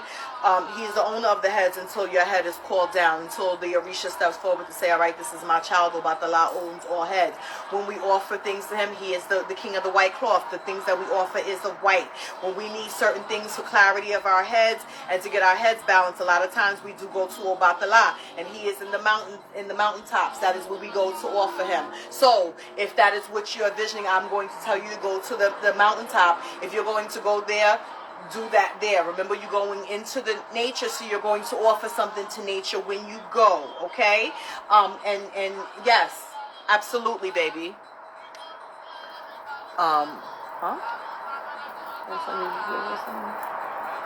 Visitation of a black snake 2 weeks ago at my house, and 2 rabbits yesterday. Real snakes or in a vision?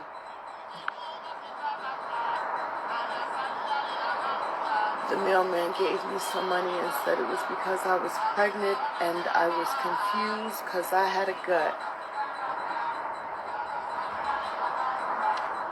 Then I was woke up and was like, no belly. That makes sense, right? So the mailman gave you an envelope and said you were pregnant. You better be careful of not getting pregnant. Are you out here shucking and jiving?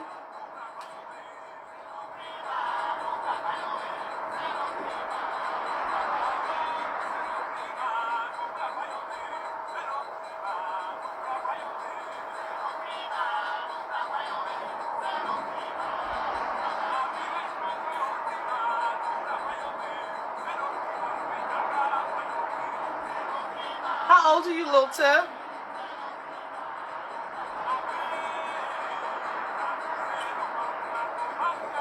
And barely leave the house, ma'am. Why you so angry then? Why you he was all at my back window, just floating around, and he disappeared in 2 rabbits in my front yard yesterday. So rabbits here. Snakes is usually, the representation of snakes is usually for rebirth, right? Something, shedding skins. You got to live a little bit more, my love. Shedding skins, letting go of the old, investing in the new, moving forward, is usually what snakes represent. The cycle of life, you know, snakes eat their, you know, if you see a snake eating its tail, you said it was a real snake, it wasn't a vision. Can also mean, you know, what is a snake? You maybe have snakes in your backyard. Who you got some people around you that's not the, it's time for you to transform. It's a transformation, though. You know, snakes represent transformation, change. You're supposed to be transforming. You're supposed to be changing. You're supposed to be using what you've acquired in life and making positive changes to come out of who you used to be and grow into who you should be going forward. This is the time for transformation and for change, and for us to not miss our boats, right? And not to miss our windows of opportunity. It's time for you to do some more of that and focusing on what you got going on for the future. What are you doing now for your life to be able to move towards the future? How are you investing into your future? And it don't always mean of a financial investment. How much time, how much energy, how much idea, how much of yourself, how much of your push, how much of your will, how much of your vision are you giving towards actually making your stuff come into fruition? You know, that's what that snake and thing is for. And no fear. Rabbits mean no fear. You shouldn't have any fear in what you're trying to do, so stop being so scary. Crows eating something dead. Now look, I got these medicine cards, but I don't know what they I gotta look for the crow. Hold up.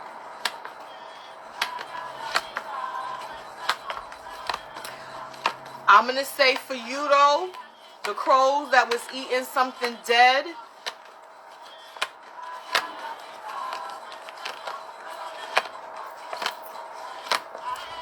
how much work have you done with your ancestors?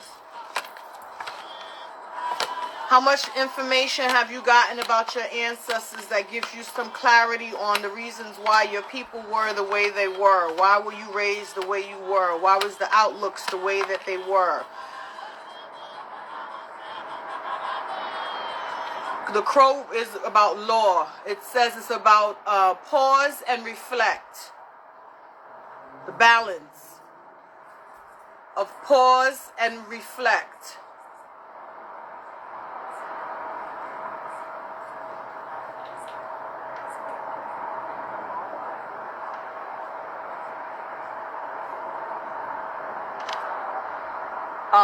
Little tip, do you want to have children, baby?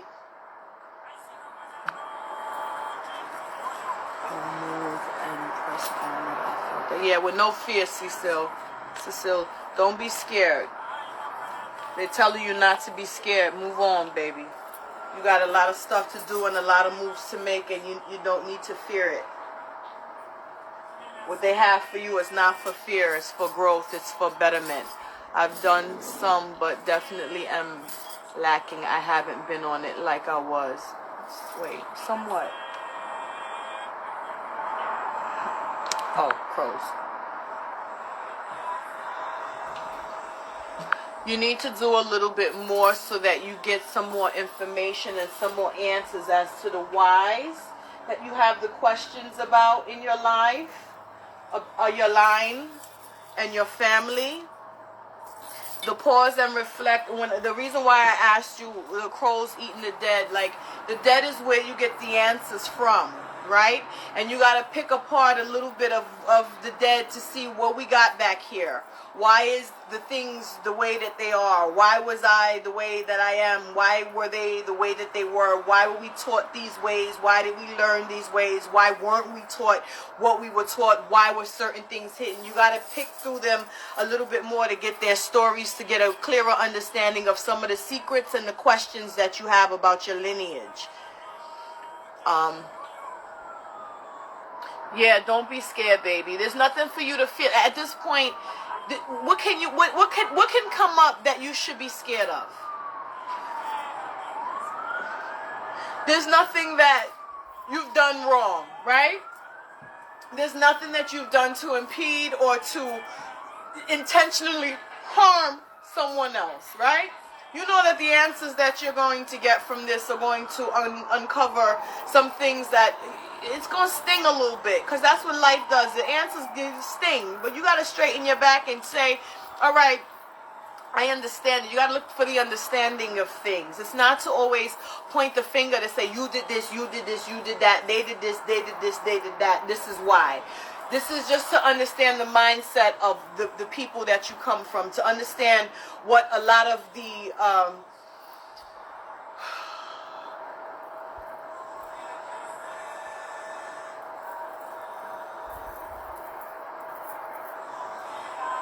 plantation mentalities have caused for our people to hold on to and carry it forward generation after generation, and not even be cognizant of the fact that this is what we're passing down our line. You know, the constant battle of someone being better than the other, instead of us manning together as a unit to know that if we put our power together, it would be better for us as a whole, rather, and that the separation keeps us from banding our power together. And that's why the black people fight each other so much, because that's how we were raised to do, to go against the other, because if you lose, you die, and if you win, you get the prize, which is what, more food or something, to sleep in the house with the master or something like that. But in actuality, you were all still slaves. You know, it is recognizing that some things were carried forward in our DNA and in our ancestral lines that we don't even realize that these were the reasons why they raised us the way that they raised us. And it wasn't to any fault of their own. They just were put into this position, and unfortunately no one woke up to say, this is not right, I won't pass this forward. This is where you come in to say, it stops with me, right? Right, so you shouldn't be fearful. Knowing that you've been through it all, then you know that there's a strength in you that you don't give enough honor to. Because you're still here knowing you've been through it all. So what is it there for you to fear? You can't fear your own greatness. You can't fear your own progression. You can't fear what's to come for you, because what's there for us that we don't even see is far greater than the rations of things that we see. Because the things that we see are tangible. The blessings that we can receive from ours, that's for us, that we can't see, those things are innumerable. And I want that. These breaking the generational curses. Those before you feared the things that they feared because they didn't know. You went through the hard times already. What do I have to lose? Nothing. If you were able to come through all those things that you came through and you still have not to this day lost yourself, nothing in your future will cause for you to lose yourself if you're doing it from the right place. You give honor to your Ori. You give honor to your ancestors. You stand in light and spirit and truth and do everything under the permission of God, Olofi, Olodumare. You will be okay, my love. Don't be scared. Because fear is an energy that negativity breeds off of. Fear is an energy that keeps you hidden and keeps you back. It keeps you trapped. And fear is an energy that goodness can't eat from that. Oh, thank you, Bruni. So we don't give in to fear. Even in the times of the most tumultuous situations, even in the times of spiritual wars and battles, you know, I was talking to somebody and they were like, oh, I'm scared. I'm like, don't do that. Don't do that. Because if you weren't supposed to hear it, you wouldn't have heard it. They let you hear it for a reason. There's a warning in that. There's something in that to say, bitch, I need to turn some of this stuff on because I can hear that. Yeah, you can hear that. That means that there's gifts there. That means that there's protections there. That means that there's something there that allows you to hear that where the other people couldn't hear what you heard. You were put on high alert for a reason. You grab hold of that and say, what do I need to do to turn this amp up more? How do I get more? Where do I do more? How do I get my people to be more? I need to be more. You go for the more all times under the permission of God. With light and spirit and truth. Coming from a place of honesty, integrity, and of good character. You understand what I'm saying? When you're doing things from that place, everything that comes to you will be bountiful. No fear. We can be nervous. We cannot know what the unknown is, right? Because it's unknown. But the blind faith, the trust in your team, and to know that, and see, when you know you've done the work, and you know that you haven't been lax, and you know that you haven't been behind, and you know that you haven't been lenient and not doing what you said, and not word and your bond being of the same, and not of spirit and truth, and not of honor, and not you those people should fear.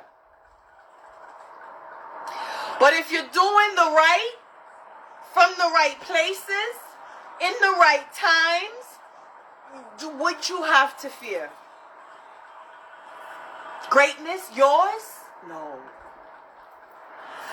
Don't even fear the response that the outside is going to give you, because at the end of the day, you have to answer to your spirit and your spirit alone. They don't care about what the human mouth said on the outside. I told you that this was for you, for your betterment. I need you to do that. They're not ready for that. You are. They're not going to get the blessings that come from this. You are. They're not designed to receive them, because the hands can't hold them, but you can. You go for what's for you. And if they have a problem with it, then some people can't come. Everybody can't come. And it's okay.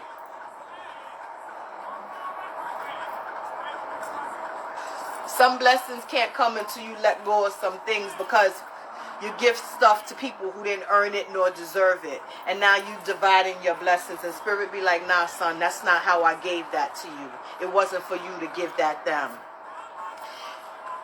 Separation sometimes is weak. But see, why? What was her relationship with her mother? How did her mother treat her?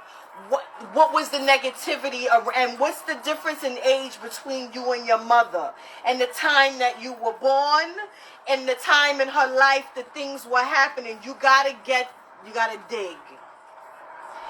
It's gonna hurt a little bit, I gotta tell you that, but it's gonna make sense. My thing with Spirit is make it make sense for me. I need it to make sense. And when it makes sense, you get, it don't take the pain away from what you felt, right? But it gives you an understanding of why she was the way she was. Who taught her to be like this?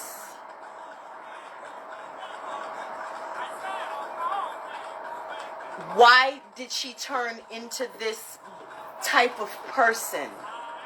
If she was given the proper love, the rearing, the guidance, the embrace, the way that a child, a young adult, a person is supposed to receive, then she would not be the type of person that she is today. She never was able to get out of her own way and learn from these things.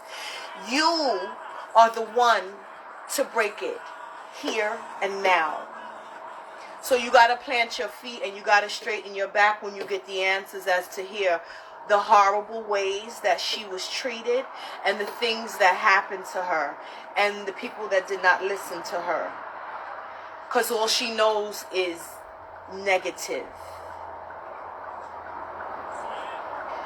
A lot of our elders learn from us doing the work ourselves, and when they witness what we've been able to accomplish, it sometimes helps to bring them around.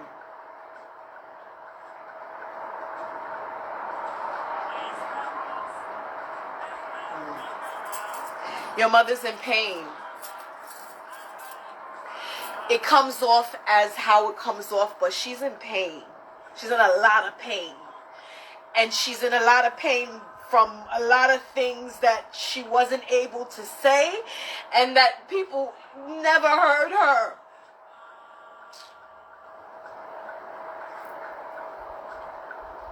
You carry a lot of that pain too. So you have to separate your pain from her pain so that you can work through yours.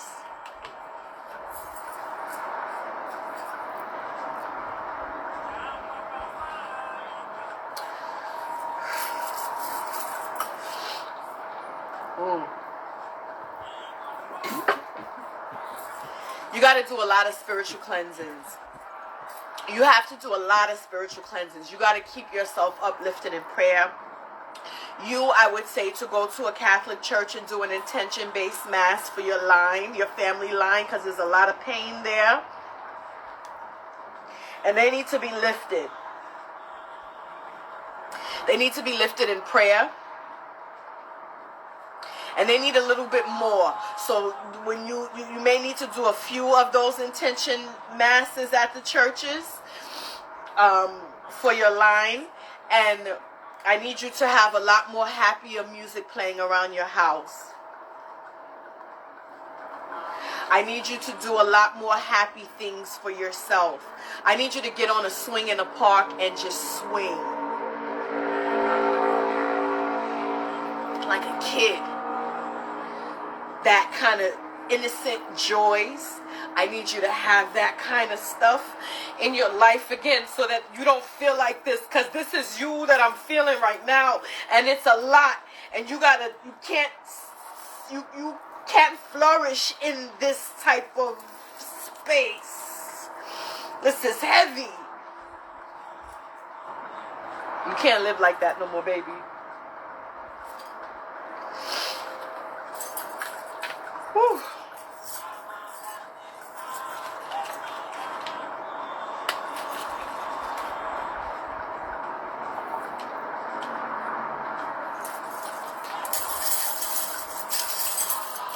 Yeah, I'm gonna save it. I'm gonna save it. Listen, I come from a family that comes from pain, feel me? So I understand pain, but I understand that the strength that it comes from those who've endured pain, right? You have those that said, I ain't gonna break, I'm not gonna crack, some of them have that aggressive demeanor because they required it for their survival. So you got some survivors back there. You know what I'm saying?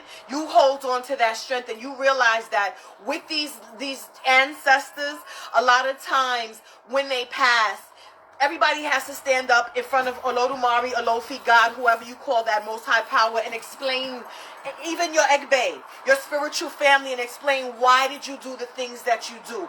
Why didn't you do the things you were supposed to do? Why did you got to answer for everything, right? It is a clearing time and a place and space where spirit now is, this human thing is not there anymore. There's no blinders. There's nothing that blocks their vision. That pain is not there anymore that overrides the reality of the reactions that they had, that overrides the reality of what they caused, right? The cause and effect is clear. Everything becomes crystal clear. So they come back to help us to try to get through this shit because they understand that they played a role in this. And they're sorry for it. They didn't mean it, but they didn't know any better. So this is why they fight so hard for us now in the living to get us through this shit. Because if they could have helped us then, they would have. They wasn't there. They wasn't there. They were stuck in survival mode. That's where they was at. That's all they knew. If I step outside of this, I don't know what's going to happen to me. When they pass, that stuff is not there. Us, still here in the flesh, we have the opportunity to do it now. Before we waste any more time and have to be like them and leave it to our children to fix it. No, it's for us to do. That's why we're here. I felt like trying to help a wounded lion. Not easy, but doable. I appreciate this most. Thank you. You're welcome, my love. I felt like trying to help a wounded lion. How were you trying to help a wounded lion, baby? What you mean? What does that mean? I don't understand what you mean by that. Do it in life.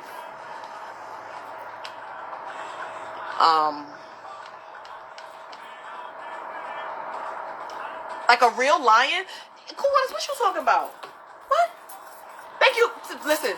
Hey, Joey.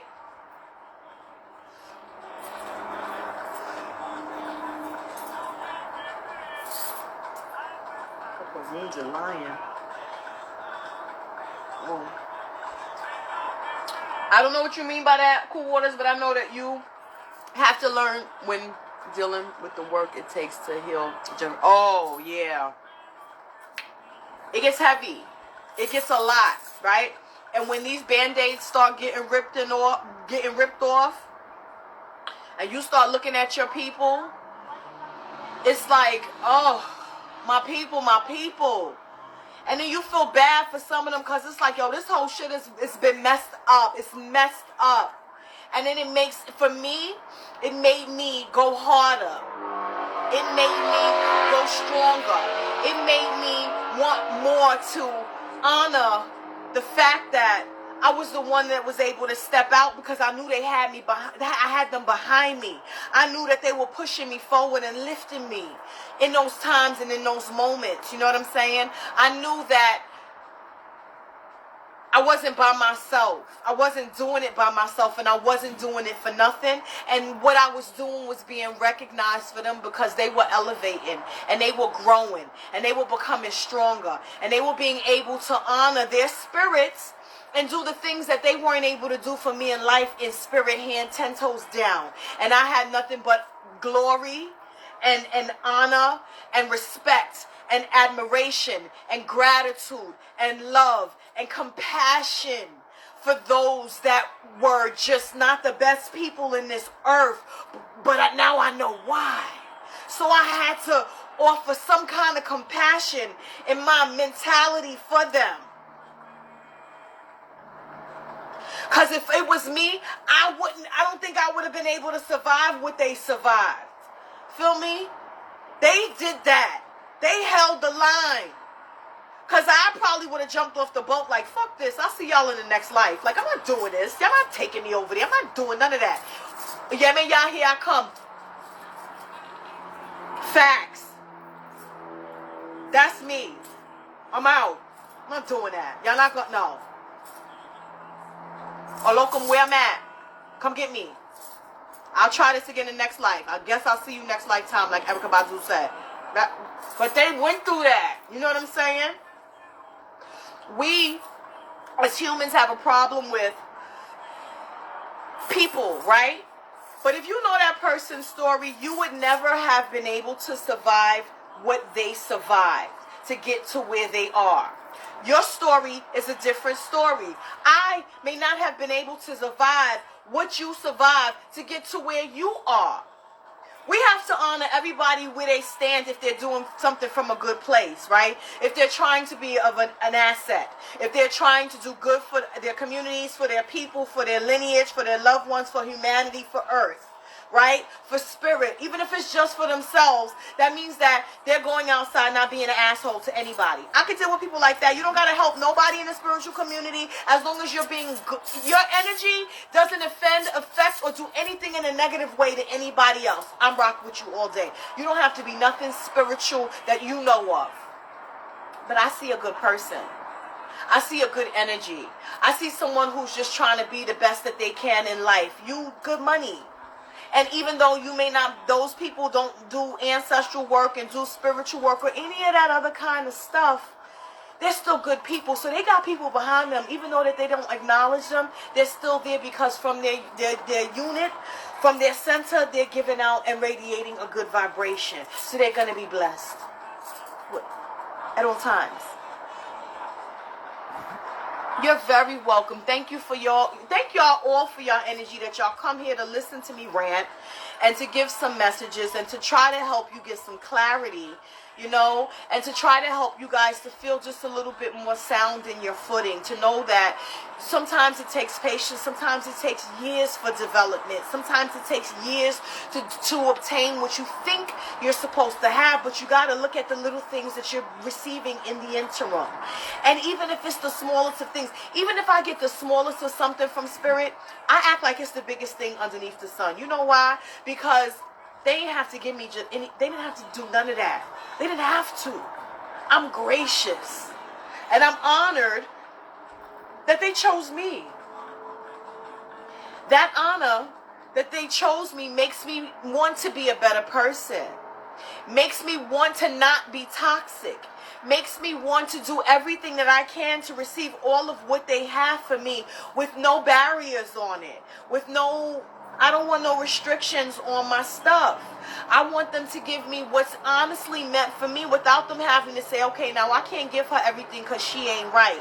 No, I want them to look at me and say, she is right. She's ready for this, and shower all my blessings on me. Give it to me. I'm ready for it. I'm not going to fuck up what you gave me. I'm not going to fuck up the bag. I'm not going to mess it up. None of it. None of it. Because I'm not going to take it and run.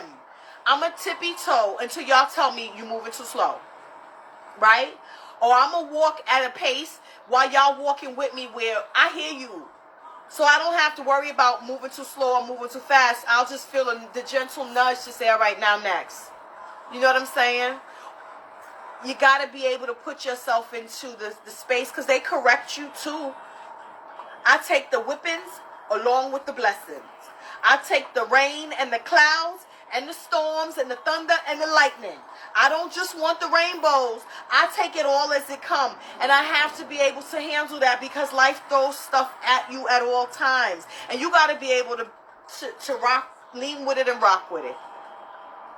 and know when to sit down and sit yourself out of stuff and let the storm pass. That's why bomb shelters is built. That's why they got all those types of things built. Spirit got that kind of stuff too. Go sit in their lap for a little while and let them handle the shit while the storm passes. In the interim, you should be giving your brain some knowledge.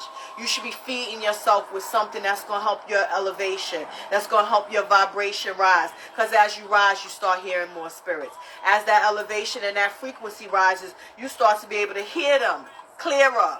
Their guidance, their warnings, and all of the things that they're here to teach you and help you do. I do nothing without spirit. I say it all the time. There's always a joke on Instagram I see all the time about black people don't season their food. We just shake until the ancestors say that's enough, baby. That's how this walk is. You do enough until they come and tell you that's enough. But you sprinkle it slowly. You don't dump it because now we can't catch it. You feel me?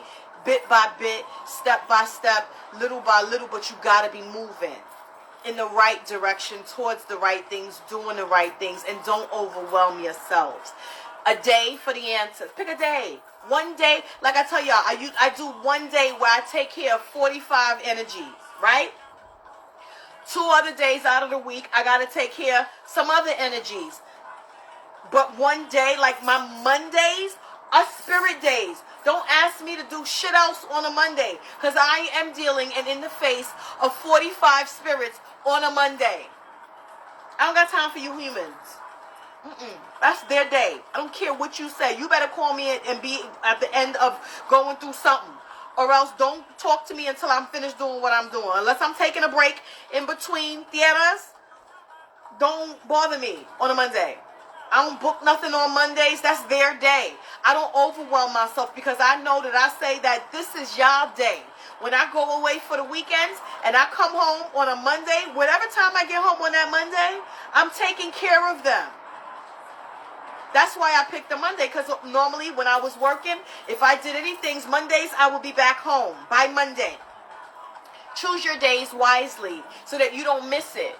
You know, when I go away, I set up something for my ancestors because they're going to eat when I eat. They're going to have their coffee when I have my coffee, because I'm not going away and not having my coffee. I'm going to have mine.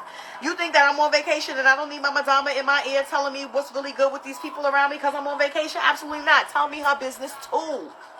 On vacation. So I know who to stay away from. So I know who shouldn't be serving my food. Feel me? Does anybody have any questions?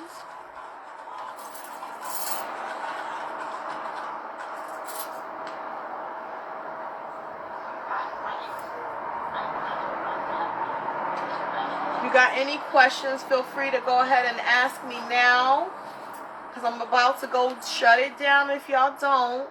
I've kind of given the message for the day. I need y'all to be patient with yourselves, patient with your walks. Don't stop, keep moving. Peace. We looking for peace in this world. And we ain't going to find it walking around these streets. We're going to find it within self. We're going to find it within our spirits. We're going to find it within finding our true place and our true path in this life. That's where peace comes from.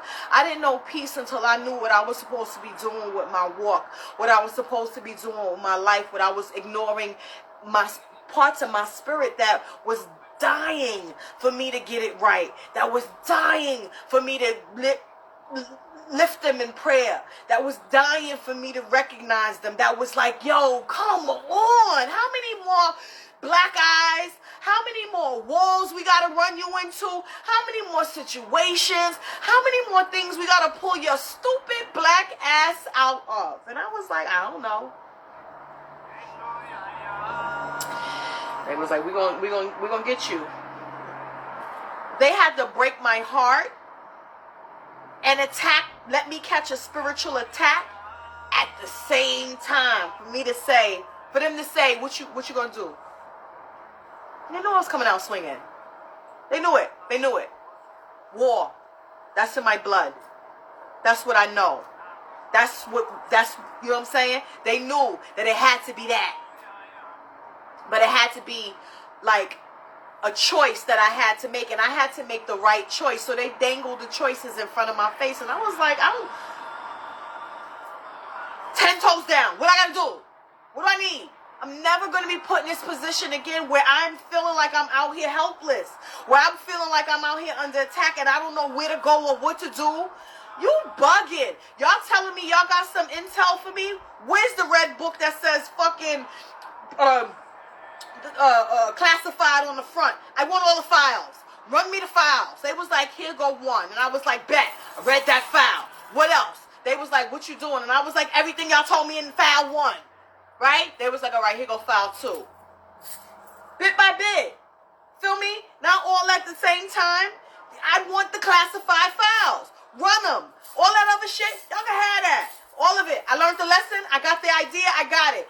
I don't got nothing without y'all. Bet.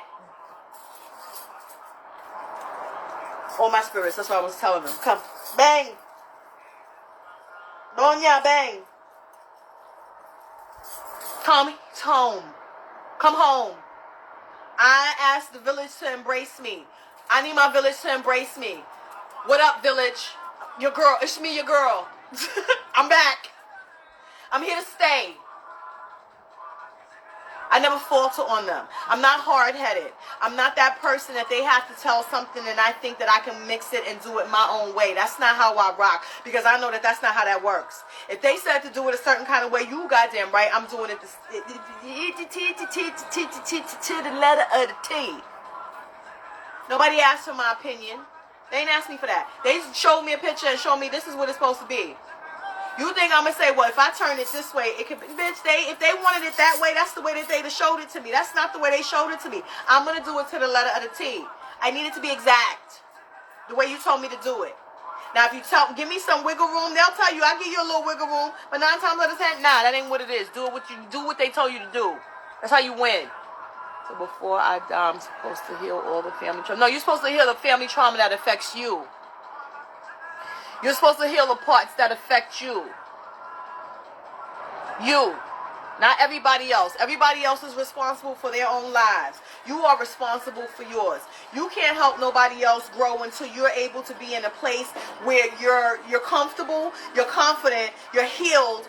These things don't affect you in a way that it has a direct effect on how you relate to someone, something, life, your outlook, you, the way that you move is not. You got to be moving for your best interest at all times. I'm currently going through a court case. I know a Chelsea feast day is coming. I love to do something, but I don't know what to offer him. If you don't have a legwa, then you can't get to a Chelsea, baby.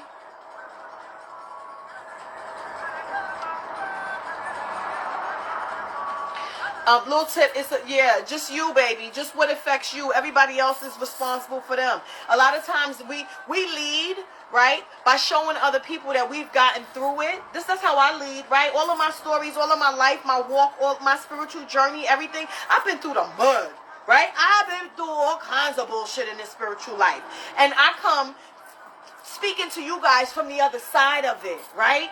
Because I've gone through the waters, the rough waters, the Rocky Mountains, all that kind of bullshit, the fraud, all that. People doing all kinds of wild shit. They trying to steal spirits. They trying to do all kinds of stuff. They trying to cover your spirits, trying to block you, all that. I've been through all of that in spiritual houses, all of that. So it's up to me to work through all of that to say, all right, that was them, right? What did I learn from the situations? What questions did I not ask that last time? The questions that I should be asking this time. They keep telling me about my ancestors. Well, I wasn't doing so much with them back then. I didn't have these spiritual guides or these, I had them, but I didn't know. You know what I'm saying? I wasn't investing enough time into it.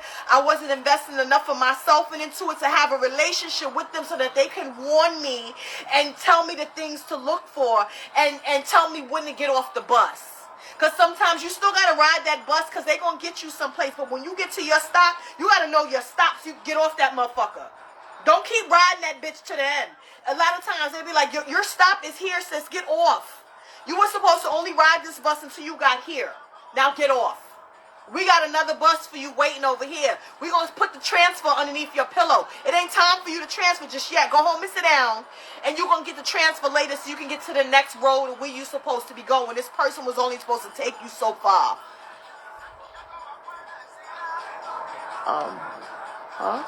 Wait, I missed a stop. Bang. Spiritual attacks are the word. She says she wants to abandon her family and be alone. I'm sending loving thoughts and go ghost. Thank you. Listen, you don't want to, I don't know your family dynamic, but I'm going to say that it is okay for you to have some time for yourself, right? It is okay if those energies are going to combat and be a hindrance to what it is that you're trying to do in your life. You understand? It is okay to separate yourself sometimes, because people say, oh, blood, blah, blah, blah, blah. Yeah, but blood can be toxic sometimes. So until we get to a place where we can handle and not be affected by the toxicity, then it's okay to separate yourself. You got to get yourself together. And you can't worry about nobody else. If you're feeling like this is your time. You've got to pay attention to your spirit, because spirit wants to do things. Your spirit wants to move. Your spirit wants to grow. Your spirit desires to do the things that it's been put here to do. And we keep our spirit hostage by doing dumb shit. Your spirit don't want to be here doing dumb shit. Yes, that's not how it came here. It came here fully equipped to do great things, right? We get this human form and we start fucking up, and our spirit be like, yo, that's your gut feelings. That's your intuition. That's your spirit don't want you in this bullshit. So you gotta feed your spirit positivity. You gotta feed your spirit endurance. You gotta feed, man, everybody wanna manifest money, manifest clarity, Ori. Manifest the fortitude for me to get through the end of this, right? Manifest me seeing myself through this. Manifest the glorious vision that I have for my life and for my future. This is the thing, like, you got to speak this into your life and then act upon it. You got to make your physical move along with your spiritual, so that this is the power of manifestation.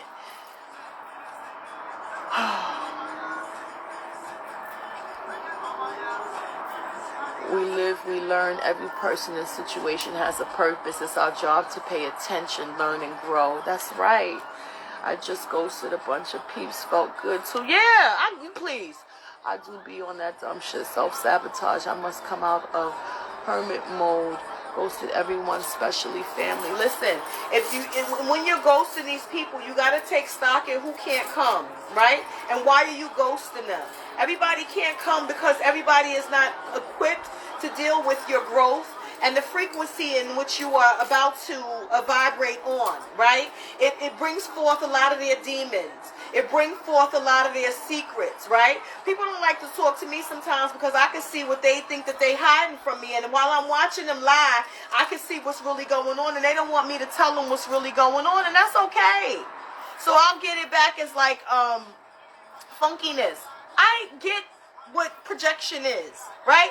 If I can see what's really behind the screen and know how fucked up your life is and the things that you're really going through, it doesn't matter what you project and try to put on me. I see you for what you truly are. But that also doesn't make me resent you, because I know you in pain. And I know that you don't know no better. And I know that you can't see your way out of this. So what I do is I come here and I give these tips and these messages like this, and I save my lives for those who claim to not like me to still learn from me. Right? You're going to get something from this one way or the other. In the beginning, I used to tell people, you got to give your ancestors coffee. People would come there, oh, you don't got to give your ancestors coffee every day. Then you turn around and see them giving their ancestors coffee every day. Why? You was trying to say what wasn't right. Now I'm told you what's right. Do what I tell you to do. Right? How about, I'm just telling you what I do. I didn't even tell you to do it. I told you what I do and how I got my relationship the way that it is. I give you pointers and tips off of the things that I've done, because I've seen them work. I've seen them work wonders. So if I can't tell you little bits and pieces of what you can use to help something work wonders and grow for you, and you want to combat that, that's on you. I'm still giving it to those. Be open to receive is a real thing. If you're open to receiving and you try it and it works, then I'm still getting my blessings, because I still did my job. Bottom line. I don't care about people not liking me. I don't care about that kind of stuff. I want you to be safe, right? I save these lives so even the bitches who don't like me, they come and watch my shit all the time. I'm aware of it, right? I get nothing but a bunch of fake ass pages coming here trying to be incognito. Spirit be like, go block that page right now. I'll block it. Don't play with me. Let me see that you watching my shit. It's okay.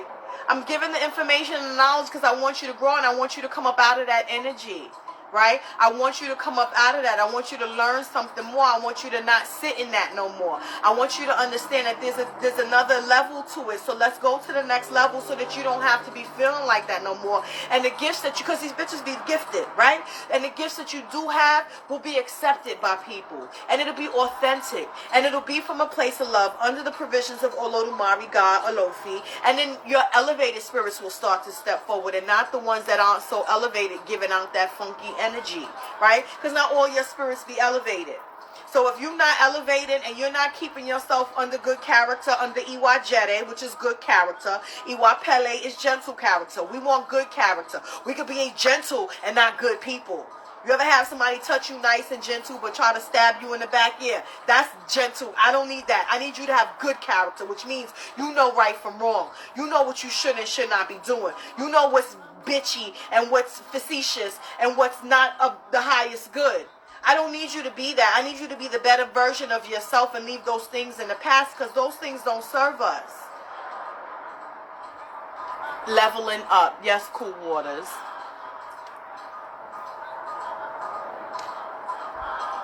The Bible say if they don't receive it, clap the dust from your sandals and move on. Ashe. Okay? Keeps. Clap the dust from your sandals and move right on. I like that. Yes. All I can do is plant the seed. Whether it's something grows from it or not is up to you. You got to water it, babies. It takes your water to do it. I give you the seed. You take it and you plant it. See what grows from it. I plant shit all the time. I got a garden inside an apartment. Anything is possible is the point. Where spirit is involved. Anything is possible. That's one of the big things that I've learned in this walk. Things that people say can't be done, baby, I've seen the miraculous happen on numerous occasions. And to see it is to believe it, right? Y'all got to have blind faith until y'all see certain things. When they let you see certain things, you're not crazy, right? Know what you saw, know what you heard, know what you felt, know what you witnessed. The fear of denying what spirit is giving you blocks your connection from being able to receive the more. If I tell you, because think of humans, right? I tell you, don't do that. You go and do it and get hurt. I'm not telling you again. I'm going to let you crash. And after you crash, when you come back and be like, girl, I shouldn't even have did that. I'm like, I know that. Now you got to go get your car fixed. It's your choice how you want to learn your lessons. Either you want to learn them by listening, right? Or taking it the hard way. The lesson's going to come regardless, right? Regardless on how you think about it. It's coming. That's how this map was laid out when we came to this plane, right? This is the marketplace. Earth is considered the marketplace. We are here to learn certain things, obtain certain tools, figure this place out, run this maze. Figure out who could get to the exit and know how to get out of this maze without getting stuck in court and lost and trapped in the middle of it. Now, if you are able to center yourself, ground yourself, look to the assistance that God, Alofi, your ancestors, the guides, all of them are setting forward for you to find out, turn left, turn right, till you find your exit. You got to be remembering. You got to remember who you are. You got to remember what you are. You are spirit first. Spirit is eternal. Spirit has no boundaries. Spirit sees in past, present, and future. Spirit is akin to nature. Spirit is directly affected and connected to the universe. Spirit does all things. Seen and unseen, heard and unheard, known and unknown. I want you to give me all of those things and tell me, what do I do with it? I'm open to receiving the good as long as it comes under the permission of God. I'm good. I'm with it. We don't do left-handed work over here. We don't do that bullshit. We don't take away people's free will. We don't bind people to people. We don't make men come back. We don't make women come back. We don't tie people to people. We don't take. God gave free will to each and every man on this earth, on this plane. Who are we? Because we have some spiritual gifts to tamper with one's free will. That's not the root of this. There are rules to this. If somebody don't want to be with you, there's a reason why you shouldn't be with that person. Let it go. Move on. You're blocking your blessings when you do stuff like that. You're blocking the person that should really be there for you. You are allowing for the tables to turn and now move that person into someone else's lap because you done locked the one that you wanted, but that wasn't the one that was for you or the one that you needed. We are the culprit. We are the ones that have a lot of hands in our own demise. We stand in our own ways by not honoring what is supposed to be because of the things that we want. Nobody cares about what we want. It's about what you need first. We give you a little bit of what you want, but what you need is more important than what you want. What you need will sustain you. What you need will help you grow. What you need would feed you. What you need will clothe you. What you need will embrace you. What you need will heal you. What you need will allow you to obtain things that you didn't even know that you had. What you need will allow you to recognize the gifts and the blessings that are you within oneself. Those are your needs. When you can handle those, because it takes a lot to understand that the things I want and the things I need are not always the same. I may want this man, but I don't need this man. He's a distraction. And he's not for my highest good. And the trajectory that my life is going, he's not going to understand nor be with what I'm choosing to do, what my life says I'm supposed to do, what my spirit is calling me to do. He's not going to understand that. So why would I give you what you want when I know that what you want is going to stand in between the things that you actually need? It's not to keep you from being happy, because that's temporary and it's fake happiness. It's not even peace, because the struggle that's going to come for you trying to maintain that is you fighting against your spirit to maintain a love from outside when denying the love inside that your spirit is trying to give you with the blessings that it has, that your Ori has created for you to grab onto. And you're not realizing that, because physically that's what makes sense to you, because that's what you can see. You got to have that blind faith. A spirit is giving you something that's going to be there for the long haul. This is spiritual stamina. I want longevity. Instant gratification is never worth it. Instant gratification is never worth it. Instant gratification comes at a cost. Understand that. Instant gratification comes at a cost at all times. That's how half of y'all were born. That's how half of your kids got here, because of that instant gratification. You never laid down to have a baby, but you got up with one. Y'all better learn something.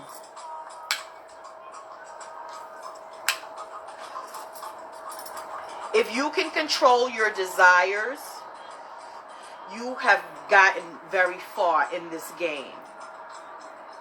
Okay?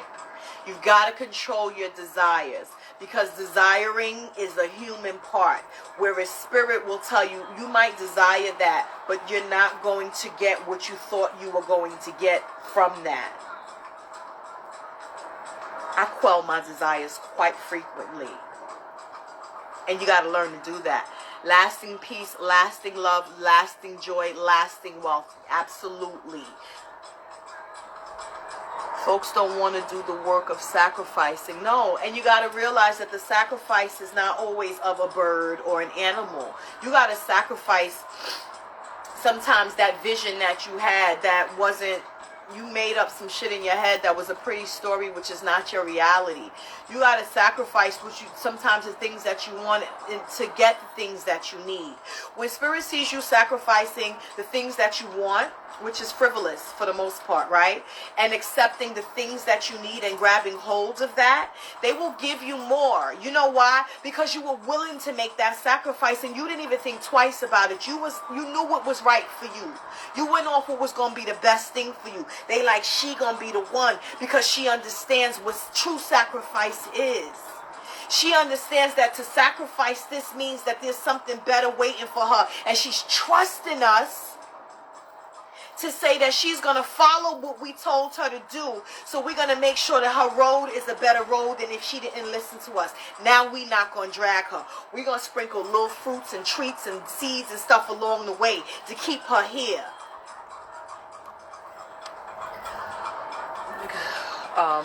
Sacrifice the shit you don't want to do. I think I might have to sacrifice this trash ass diet. Let me tell you something about control. If you can control what you eat, you can control anything else.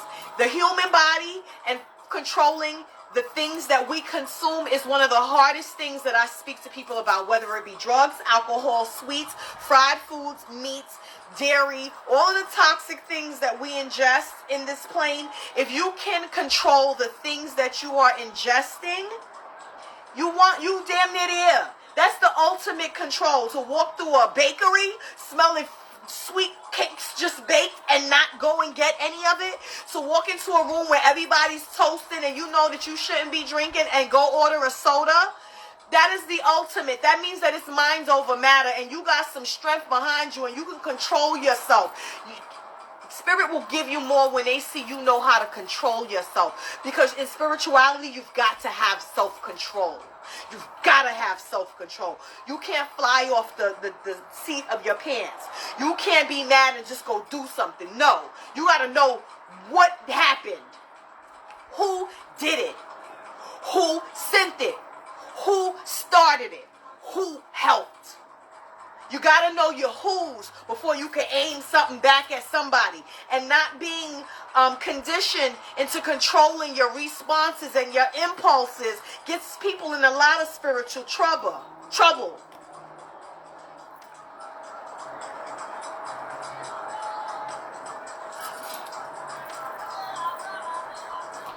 Control your mouth. This country got us fucked up, slaves by the stomach. Yeah. You've become an outcast, but you set the baseline. Gotta know how. Study yourself above all else. I need a new nature. Listen, you can control yourself.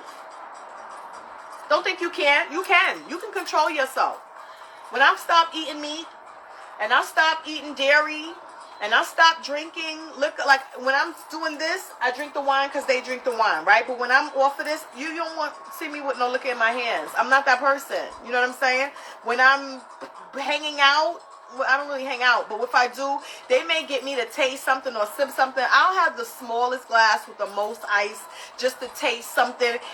I understand my connection with spirit and how open I am to spirit and how connected I am to spirit, where if my resistance is even a little bit down from alcohol, what spirit can come and do. I'm not doing that.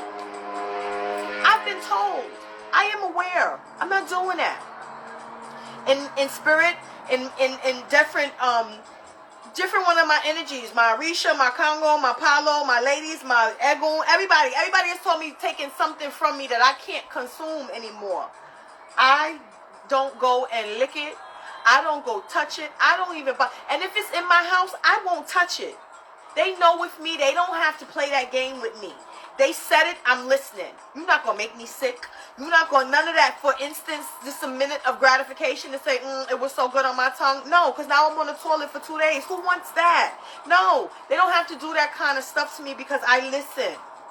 When you listen and they see you listen and they know that it's hard for you, but you still standing firm in what you were told because you know what's right. And basically, they foresee something in what you're consuming that is going to make you sick in the future. That's why things are taken from you. They foresee something in this that's going to cause you a cancer, that's going to cause you something in your blood, that's going to cause you something that's going to be a risk upon your health later down the line. That's why they remove it from you. Not to hinder you, not to put restrictions on you, none of that kind of stuff. It's to help save you and keep you healthy. Spiritual longevity. You got to be here to do the work.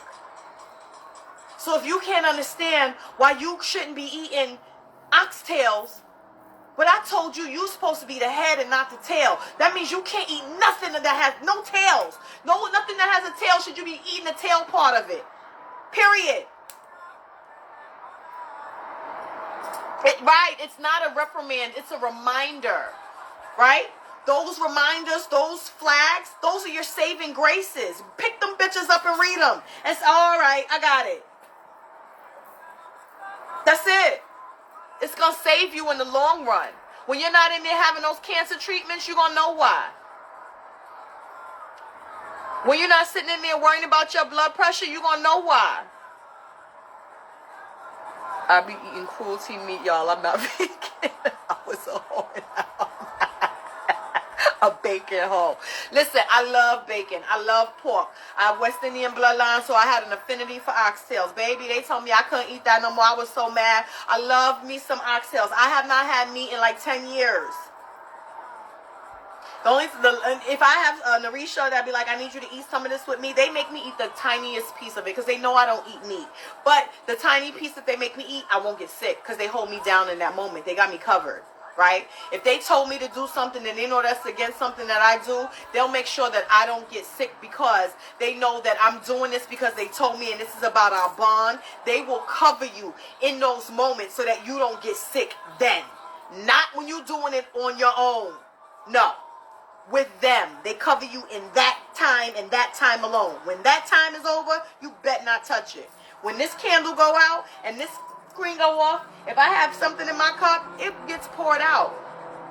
I don't go gulp. Absolutely not. That gulp, I'm finished.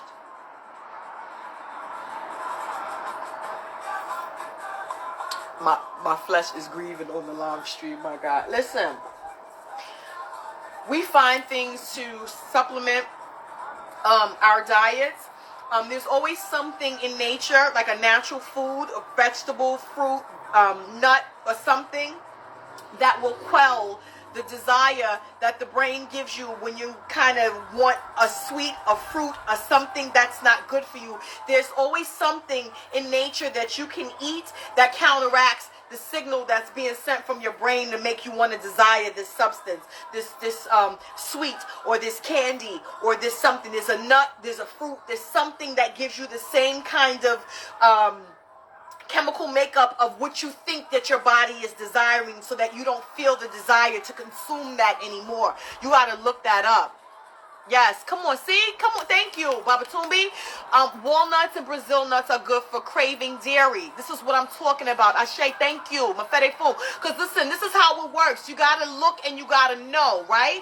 We looked this stuff up because there was certain, I used to love fried Seneca pork chops. Oh my God, oh my God, oh my God. I've eaten pork in 15 years, right?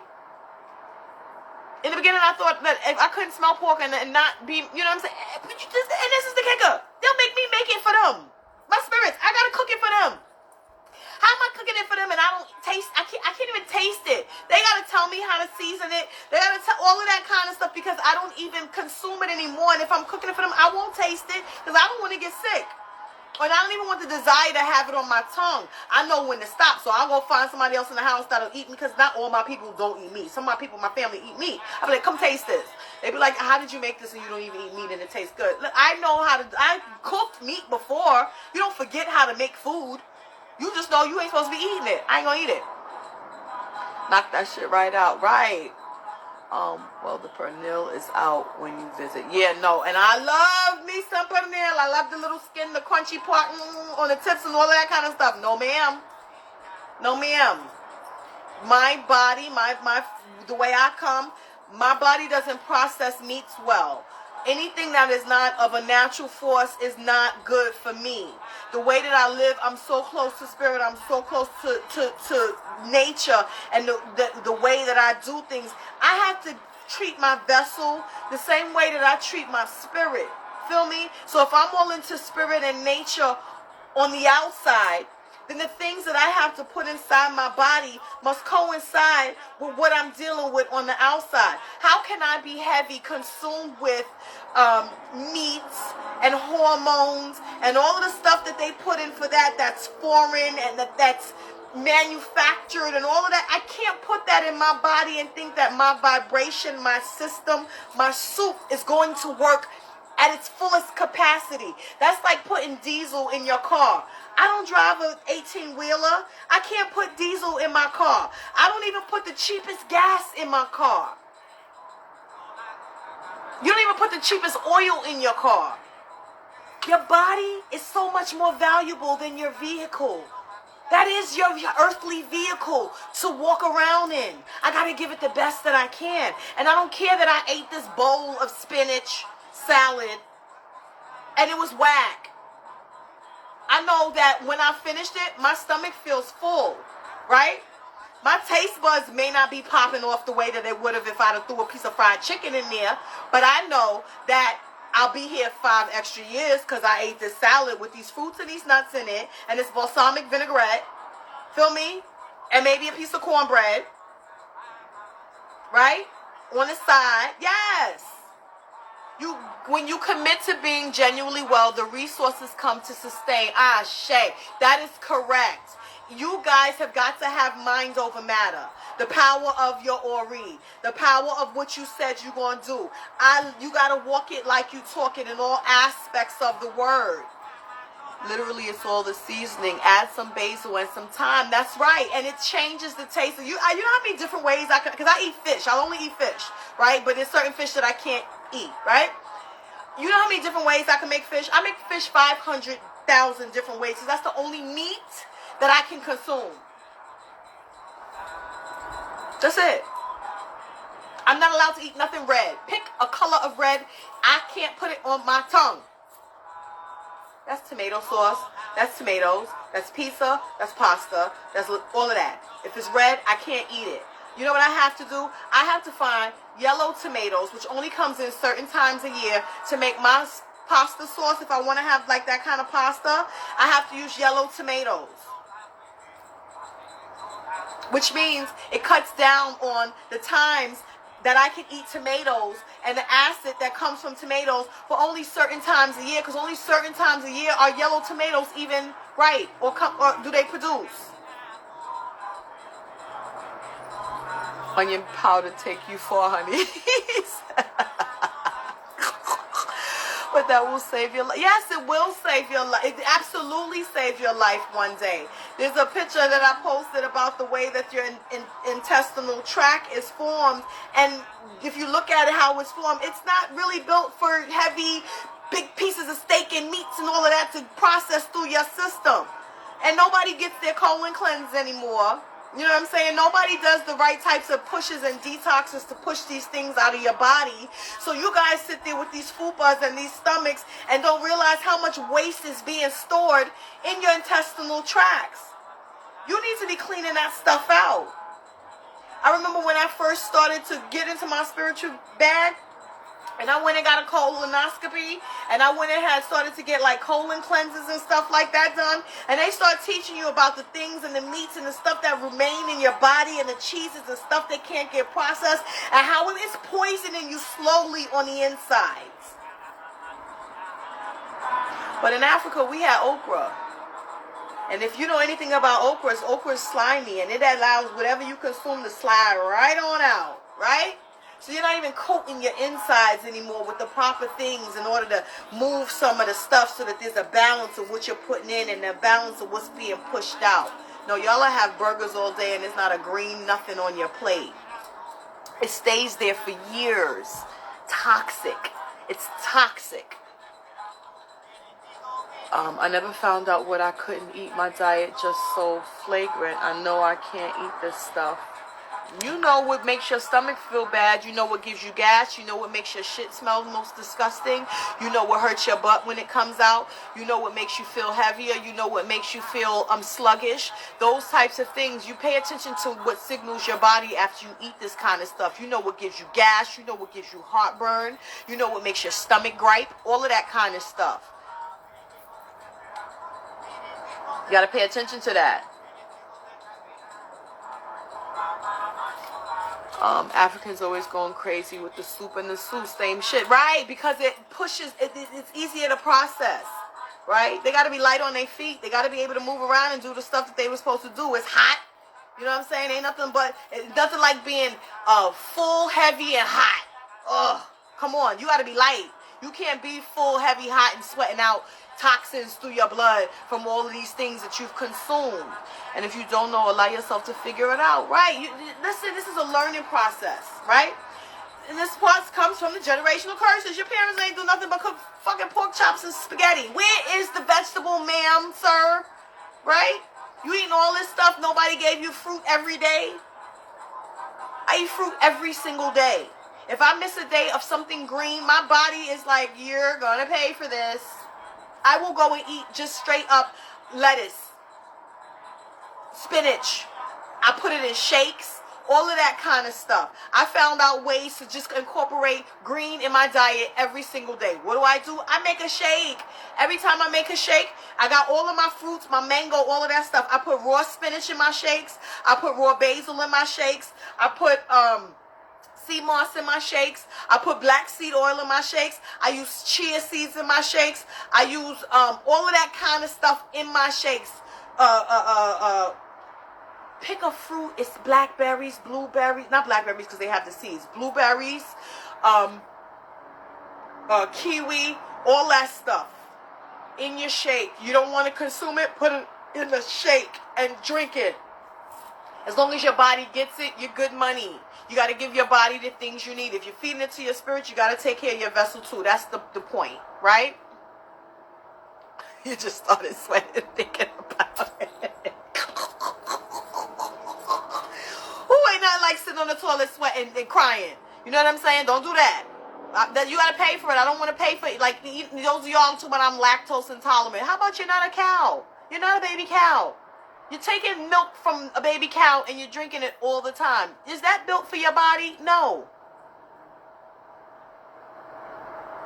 Not even human females lactate all the time. When the baby weans, the milk dries up. You're not supposed to drink it after a certain amount of time, right? If you continuously feed the kid, the milk will keep coming. When the milk stops, the baby got to go eat something else, right? Here you go, sucking on the cow's tit. That ain't for you. That's for a cow. That's why you can't consume it. That's why it doesn't process well. It wasn't meant for you.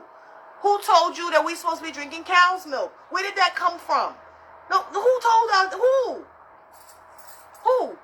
But they'll make up a term and say, oh, you lactose intolerant. Go take this pill that we done made up, lactate, that can assist you in eating some shit that ain't for you. Bitch, what? How about you don't drink that? Your body has said no. Your body has said no. No. Here you go. Well, if I take the lactate, then I get to get some ice cream. How about you don't? Pay attention to the signals and the signs. Your body told you no. You trying to figure out a way to circumvent the issue. Like, no. Big Pharma sucks, yes, but your mentality's got to be bigger than them. Because they're doing what you allow. Because they know that people are weak. So they're allowing you out to circumvent what your body told you is not good for you. So we got to be smarter than that. You got to be smarter than that. Your body said no. What do? Well, if I go at... No, bitch, no. That's it. That's it. That's how a lot of people live their lives, trying to figure out a way to circumvent the no's. Sometimes it's a no. Those no's save your life, and they extend your life. How about that? We want our lives to be long, and we want our lives to be full. And we want to be at the best level when we turn, God willing, blesses us to reach the ages of 70 and 80. We don't want to have to be a burden on our children because we weren't able to take care of our vessels and we can't get around. So now we're a burden on them. That's not the goal. The goal is to be able to be that elder that can still get around and assist the children, and even if it's just sitting there telling stories, telling them what to do, you're not a hindrance on them because you've taken care of your vessel along the length of your life. You know what I'm saying? Don't wait for it to get bad to make a decision to say that I'm going to start to make changes for my health. No. But a part of you woke up too. I bet you that. A part of you woke up too, and that's the best part of this. You learned something. You learned a lot of things about yourself and a lot of things that, you know, you can't resist change, baby. You can't. I used to be that person. I still don't like change, but I do it. You know what I'm saying? And you know what I started doing? I'll go and ask the spirits, my spirit guys, pick one. I don't care. I'll go ask somebody before I look into something. Because sometimes I'll look at it and talk myself out of it. But if they already told me, yeah, I know that if I see it, I got to figure it out. Because they said yes. So it takes me out of the equation. It takes me out of messing with my own head to talk myself out of some shit. If they told me yes, bitch, I know that I have got to figure this out. I got to book up. I got to make my way through it. It doesn't matter. They say yes, I got to do it. I got to listen. I got to do what they told me to do. I got to make sure that I get it done. Period. That means that I have the ability. There is a way for me to obtain or to accomplish the task at hand. If it's a yes in it, then there's a way through it. I got to think my way through it. I've got to sit down and map it out. I've got to sit there and listen to them, because if they tell me there's a way, they're not going to send you on a path and give you nothing to assist you in getting there. Critical thinking, Ashe, yes. Critical thinking, constant, and no, don't do the constant thinking, right? Because we don't need things to run in our minds until it turns into a whirlwind or a tornado and it got us all over the place, right? Sometimes you got to walk away from it. But it is a puzzle, yes, Cool Waters. Each piece has its own very specific place. And if you learn the format of your own puzzle, then you won. That's what your spiritual walk is about. Learning the format of your own puzzle, gaining all of the pieces that have been given and putting them in the right place so that you can see the full picture and know what you're doing. Period. Does anybody have any questions? You gotta find that confirmation. That self-confidence. You gotta find that self-confidence, you know? A lot of us that wasn't something that's not instilled in you. You know, you didn't have the cheering team behind you, offering you accolades and good job and, you know, all of that for the things that you were able to accomplish in life. So this is the time for you to start giving it to yourself. Tap yourself on the shoulder when you did a good job. Go buy yourself some flowers when you did a good job. You've got to learn to live a little bit more. But you got to be open to understand and identify what real people are, what good people are, and not distractions.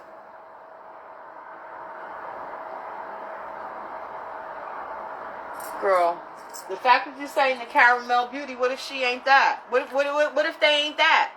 What if that's not the one that they have for you? You putting stipulations on already on what it is that you want. And then what if they find you someone that you need that's not that? Would you turn it away?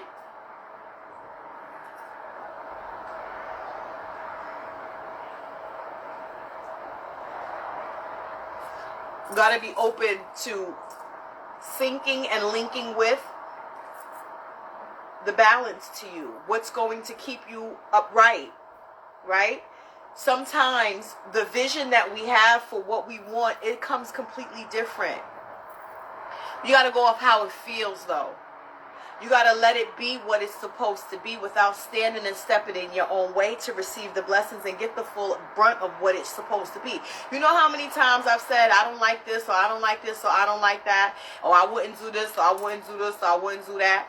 And it's come to me, and the energy has been so peaceful and so strong and so good-natured that I was like, I'm going to try this out because it felt good. You know what I'm saying? And from that, I learned something. I learned not to pigeonhole myself into what I think should be, but allow for what spirit needs. that's a different thing.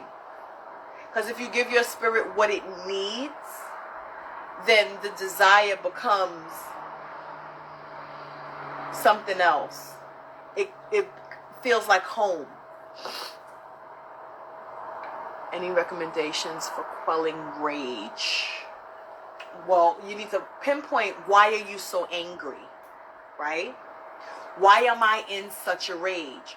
What is it that happened to me that I cannot express myself without the rage, right? Something, because listen, I used to be one of those people that when I get mad, I'm tearing up all this shit. I don't give a fuck who's in the way. If you in my way of what I'm trying to get at, which is that bitch over there, and you standing here, I will run through you to get to that. I don't give a fuck, right?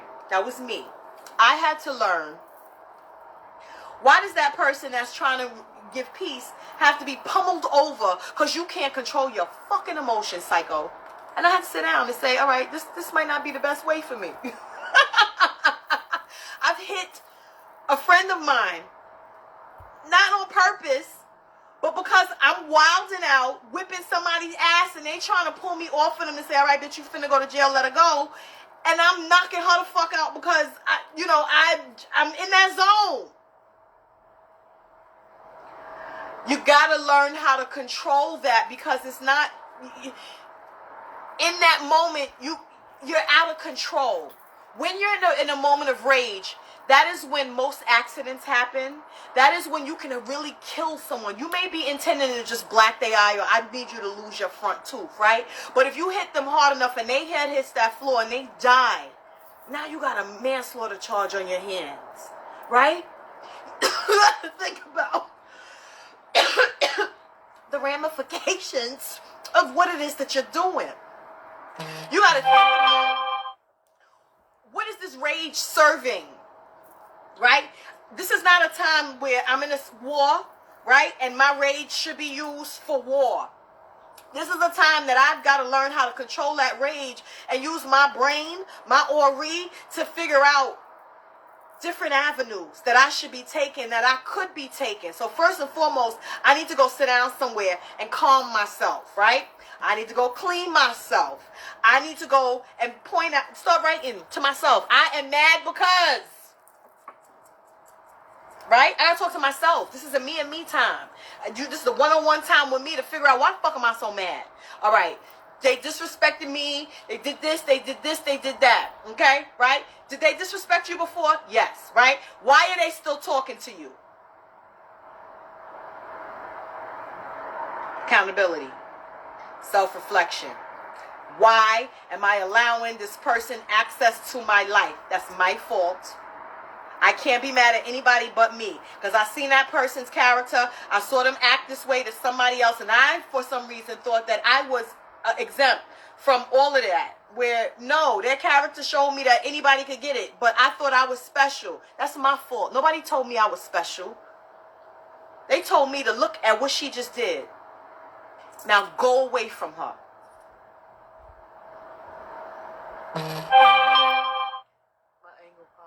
So I had somebody interrupt my birth chart. I said, we need to see what's going on.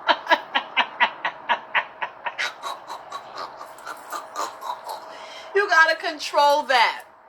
You've got to get that under control. Rage is often, rage is often repressed pain, sadness, trauma, triggered by an event that creates an association. Absolutely, yes. I said that earlier. You gotta sit in and figure out what it is.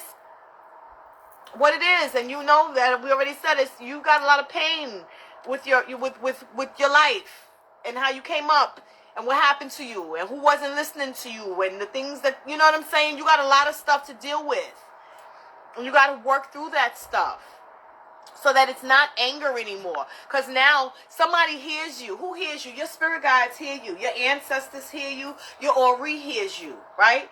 If nobody else has acknowledged the fact that they've heard you, they've heard your cries, they've heard your pain, they've heard, what's going on with you. Sometimes all you need is to know that you've been heard, right? That releases a lot of things sometimes that we hold on to. And we don't even know that we've been holding it.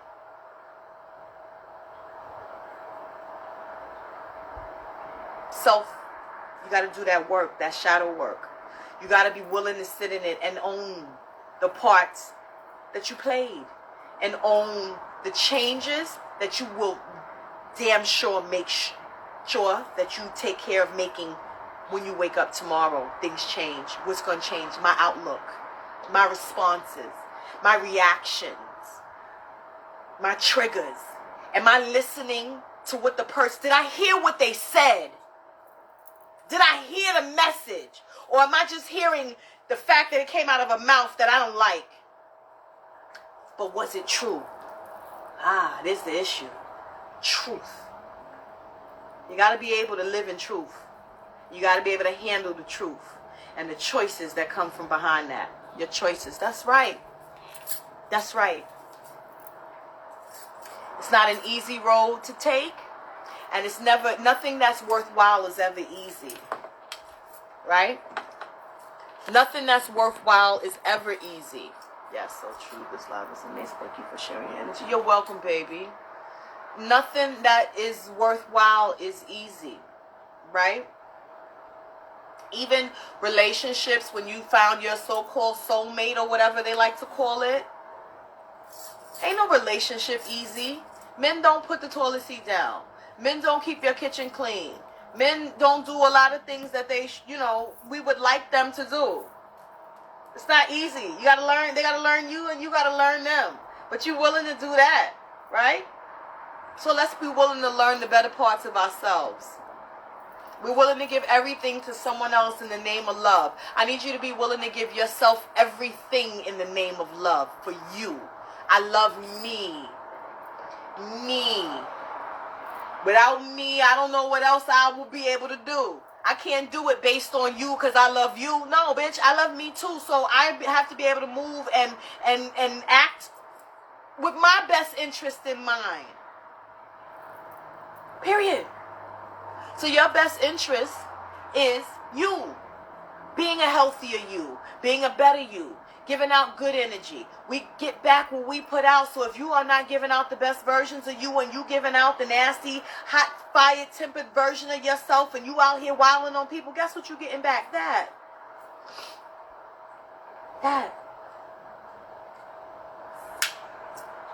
You got to learn who to trust, baby. You've never been giving anything in your life to show you that this person is worthy of your trust. That the people that were supposed to be taking care of you was trusted enough to take care. They didn't do it. So where were you supposed to learn how to trust? There's no way that you can learn that when you've never been showed that. When you've never been taught that and you didn't come up in that. Everything around you taught you not to trust. You've got to take care of yourself. Your rage is what keeps them away. Your rage is a way for you to be seen. Your rage is a way for you to feel in control. You got to teach yourself different ways. And if you know what these are your triggers, these are your problems, these are your issues, these are the things that you have to work on, you find out every avenue that you need in some type of alternative medicine, some type of alternative help, some type of a spiritual line, something in order for you. Because everybody needs some type of a counseling, everybody needs some type of healings, everybody needs some type of something. Pick a way. Pick it. I don't care if you got to go to one of those smash rooms and put on the goggles and they give you one of them hammers or them mallets or them bats and you tear up everything in that room to get that rage out. You do what you got to do. Figure it out.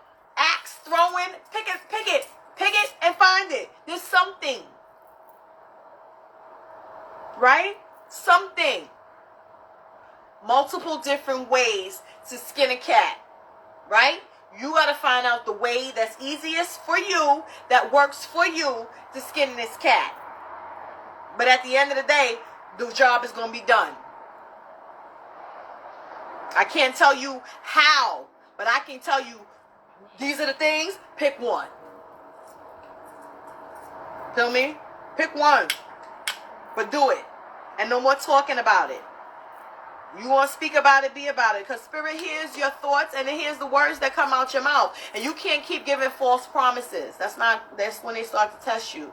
That's when they start to drag you. Because stop talking if you ain't going to do it. If you going to not do what we going to tell you to do to get this shit right, then we're going to keep dragging you. We're going to let light, and then we're going to step back and let life drag you. Because it comes a point where your own actions and your own lack of movement and your own lack of being able to grasp, grow, elevate, improve, all of those types of things, you're the only one that's standing in your own way. Your people at some point, they all you got to do is stand back and not interfere with trying to help save you.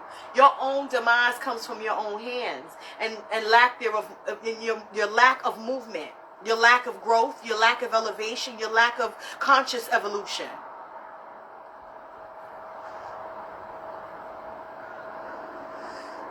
Listen, integrity. Integrity, yes. It's about you. It's about you and what you're doing and what you're putting out and who you're being. Authentically being. Not the facade, not the fake smiles, none of that kind of stuff. The real, authentic you. That's who we're working on. That's who we're working with. We're healing those. We're healing those inner children that are still hurt, that don't have the shoulder that we thought we were supposed to have to lean on, that don't have the backing, that don't have the support, that the village didn't embrace us. Listen, this is the world that we live in, but guess what? Your ancestors and God allowed you to still be awake today to do something different going forward tomorrow, to understand that even without all of those things that you felt you were supposed to have, and you should have had them, right? You will still manage to survive it. That means that there's a strength in you that you don't even recognize within yourself, but the universe recognizes that. Your Ori recognizes that. God, Olofi, Olodumare, your ancestors, your spirit guides, they recognize that. When you recognize and see yourself the way that they see you, you grow.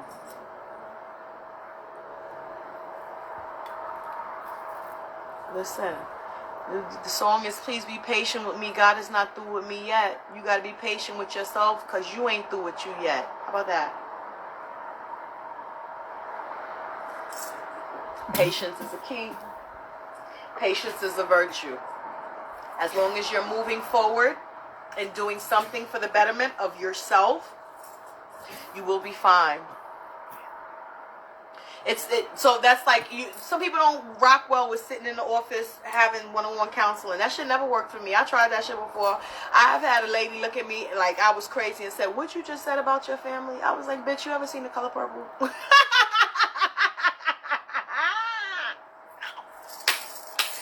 Baby, when I finished telling her my story, that lady looked, she didn't know what to say to me.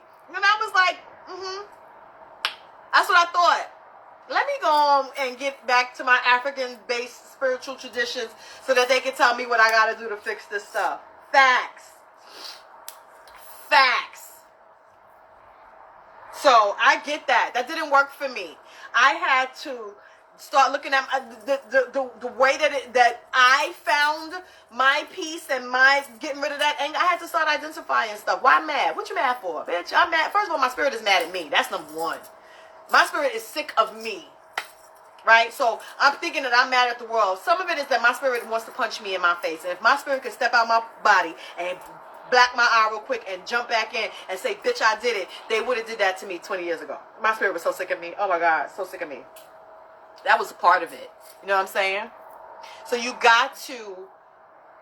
They don't be knowing what to do with you, and that's understandable, but there are a lot of indigenous practices that do different things.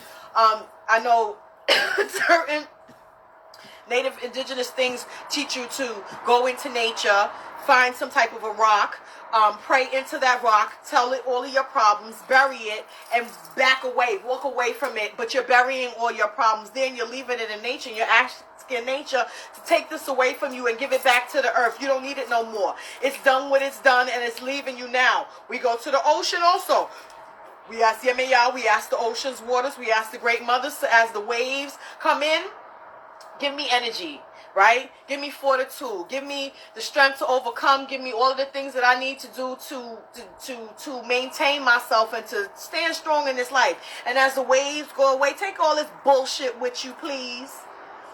and start naming it. And when I leave there, you leave it there, right? You go to the ocean, you offer it fruit, right? Cry, all that. Water's cleansing, purifying, regenerative. You get birth through water. Our bodies are fucking, 90% water. All that. Leave it there. There are different ways to do a bunch of different things. You have got to investigate what different avenues do I have that I can release some of this thing that even went in question. Counseling just for you to say what's in your mind and be heard. Everybody don't need that, right? I was just considering suicidal just because I needed a friend to hear me out. Dang, I never went. Question my kids. Listen, everybody is not for you to talk to. You know, you have to find someone that can offer something to what it is that you're given. I'm not going to talk to somebody that has no information or guidance for me or kind words for me, or if I'm feeling like I'm going to be judged, I'm not going to talk to you. That means that that's not the person for you to be talking to, right? I'm going to take it to nature. Nature heals, so I'm going to take it there. I know that there's spirits in nature that hear me.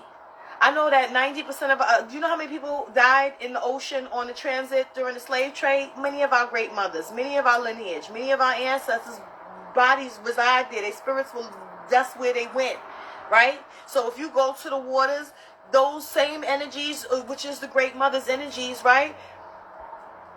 They embrace you and they try to take that to help you with that. If you can use the moon for manifestation and watch a full moon and all that other kind of stuff, do you know that the ocean doesn't work without the moon and the sun?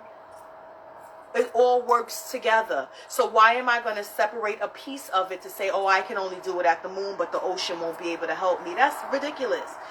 The winds that blow the waters, that make the oceans rise and flow, it's Oya's winds. Oya is the bringer. She birthed Egun. Oya is the first breath that you take at life and the last breath that you take at death. The waters in your body that surround the amniotic sac is Yemeya's energies. That's the waters, right? The womb is of Oshun, right? These are nature's energies that coincide with our physical aspects of our body. So if we know with nature, with the Orisha, with our deities, with these energies that we call upon, do encompass, correlate with, then we understand what parts of nature to go to help heal us, where we will be heard and not judged.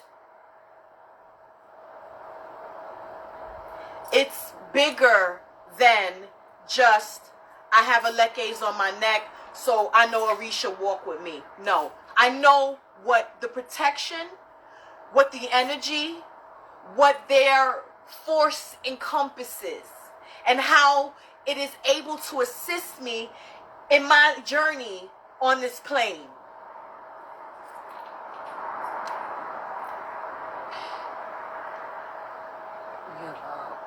What a spiritual is nature.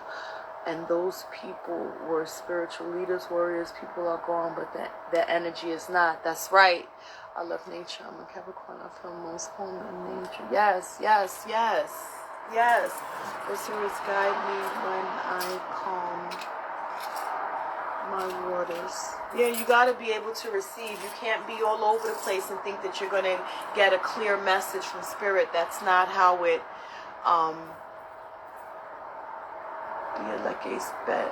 be the certification for the knowledge. You got to be able to understand what that part of nature can do for you. You know, it's very cleansed. Salt is an agent that doesn't transmit energies, right? So you can clean, that's why we do salt circles, clean your house with salt, put salt here, do this, drop the salt, all of that kind of stuff with salt. Salt is that, it's a cleanser, right? What is the ocean made of? Salt, water. You go in there, you're getting cleaned anyway. Go to the beach, y'all. Go play like children in the beach. After you offer it some fruit, you let your problems out, you leave it there. You play in that water. Play like a child. Jump, let the waves catch you, let them take you under. Come out looking crazy. Don't worry about how you look. Have a hat, have some glasses, whatever you need for when you leave there with your hair looking all crazy. But you have had a good time. And what happens when you come out of the water? You are you're hungry and you want to lay down and you just feel like, ooh, I'm spent. Good, because you shouldn't have no time to be crazy when you get home if you've done what you were supposed to do properly at that water. You're tired anyway, and you should be, that's one of the best nights of sleep. When we were children and my grandmother used to take us to the beach, because we spent a lot of times at the beach because we're from the Carolinas, right? Baby, all us grandkids used to be there with my grandmother. She used to have us out in that sun at that beach, baby. When we would get home, everybody get their baths, everybody get their showers, y'all eat. The house is quiet because all of us knocked out. That beach done wore us out for the day. Wore us out. And she'd be like, perfect. My house is quiet. The energy is right. People tell me, don't take your kids to the beach. It's cold. They're going to get sick. Nope, the beach is part of my healing. Yeah, you ain't going out there in the midst of winter. And if you do, they got on boots and coats and hats and gloves. And you're not going to be out there for 10 hours. How you not going to take the babies to the great mothers? That's ludicrous. We just not going to have them out there standing in water in the wintertime knowing at time. Like, we use common sense. We common sense. We're going to go someplace to the beach with the kids and the water's out, you know what I'm saying, it's cold. We wrapping them kids up and knowing that we only going to have them babies out here for 45 minutes or less. We're not doing nothing to make our kids sick.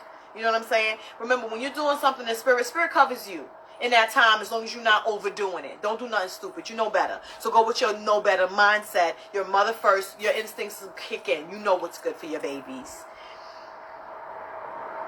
Right. You know what it is. And you need to watch her with that anxiety, because it's not just anxiety. She's spirit is she sees stuff and she hears stuff. So it's not just anxiety with her. So you need to pay attention to her dreams. Have her pay attention to her dreams. Share them with you. And then you need to make sure that I'm talking to Queen Zayas. Make sure that she, those spiritual baths, them kids got to be clean too. She needs a layer of protection around her, because it's not just anxiety. She's picking up on energies.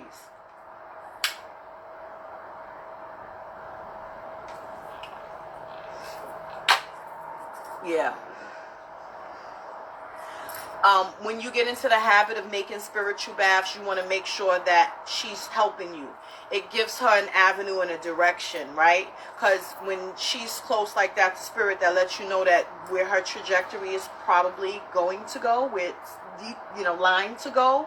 So if you can get her into herbs, learning herbs, helping you plant some herbs and stuff in the house and things of that nature to get her acclimated with nature, to find her, get her to find a way to fall in love with nature. Simple things, plants, flowers, stuff like that. Making the spiritual baths, because let me just explain something to you. When you make those spiritual baths, the smell of the herbs wakes up memories in your spirit anyway. So that's going to be of an assistance to her, and it's going to make her feel more useful. And it's more of a controlled place when you're helping her to do it, where she'll be able to reveal more. And you got to listen to her, because spirit talks to her and it talks through her. She loves all that. She's into stones and flowers. Yes, get her them crystal books so that she knows what's good with the crystals, that kind of stuff. You want to kind of rear her, and direct her so that she's given herself knowledge. She loves these things, which is an excellent thing. It makes it easier for you to help her in honoring what she has innately.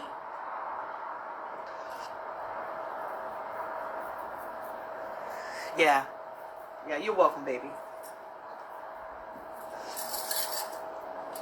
Remember, those of us who are now coming into our gifts, you got to pay attention to your kids, because, hello, most of y'all passed it down to them.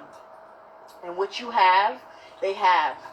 And what you're going through, this is the reason why you're chosen in this time, is because Spirit sees, your ancestors, your line sees that these babies have these gifts, and because they weren't able to guide your elders in a way that they were able to guide you and nurture your gifts early, they want you to be able to get a head start with these babies now. I've seen that a lot lately.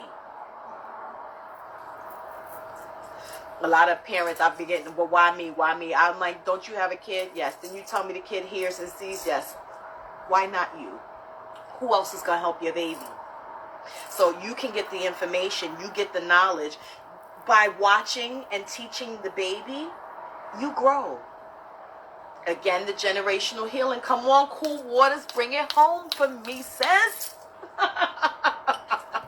This is what it's all about. Y'all got to look deeper. Just a little bit deeper. It gets deep. But it works. And that's my message for the night. It works.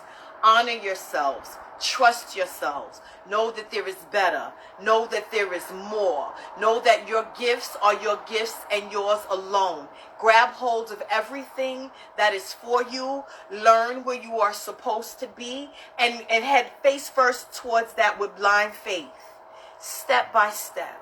Bit by bit. Honor your ancestors. They hold your hand and walk you into these gates of different spiritual systems so that you are safe, so that you are not harmed, so that you are getting the full understanding of what it is that comes through your line, through your bloodline first and foremost. But your spirit and your soul carries things from different lifetimes as well.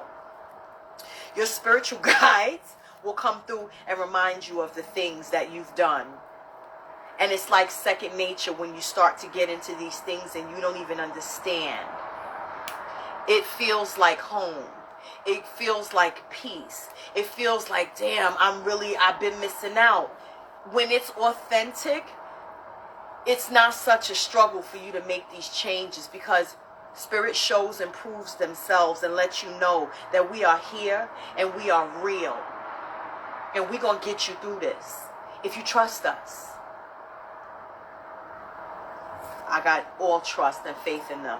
They see things and they do things that have been beyond measure that I can't even, when I sit back and look at my life and all of the stuff that I've accomplished, I am beyond grateful. And that gratitude allows me to come here and do this type of stuff so that y'all can get something. Because if I'm not here telling, nobody's going to tell you this kind of stuff. Nobody, like people tell you what they know, right? I'm going to tell you from coming and getting it through the mud. Like, I've been there, bitch. Like, this shit ain't going to be easy. It's not. Is it worth it? 1,000%. 1,000%. I remember before, I used to see people do stuff spiritually, and I'd be like, oh, why I can't do that? Why? And then I have to sit back and look at my life. Like, bitch, you ain't reading nothing. You don't know who's there. You ain't asking no questions. You ain't got no tarot cards. Bitch, who the fuck supposed to tell you something? Bitch, why don't you go do something with yourself? When the last time you cleaned your head? When the last time you had a spiritual bath? I was like, let me go get myself together. Let me go give myself some knowledge. The more I started to read, the more I started investing myself, the more I started putting into this. They pay attention to what you're doing, and they give you back based on what you're giving out. They don't, if you're out there searching for answers and like you're really looking, like you're really trying to figure this out, they're not going to let you just swing in the wind by yourself. That's not how this works. It's not designed that way. They're not facetious like that. They want your attention, and they realize that once they got your attention, they got to hold on to it however they can. And they're going to make sure that they give you something to make you be like, oh, yeah.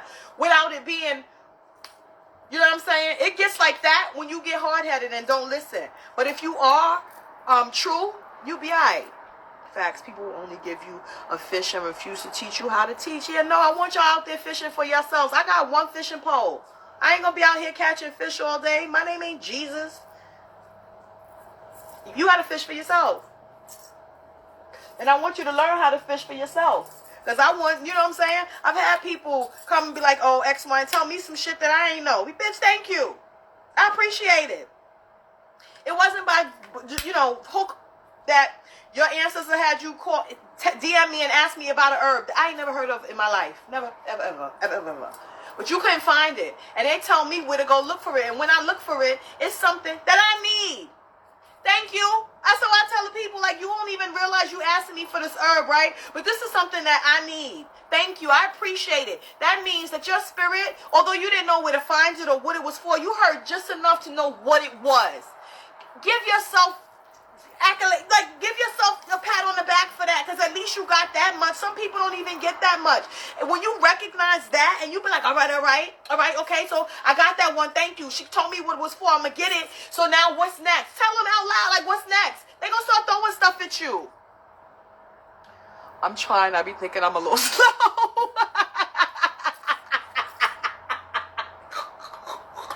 You're not slow, baby, you're just not used to it.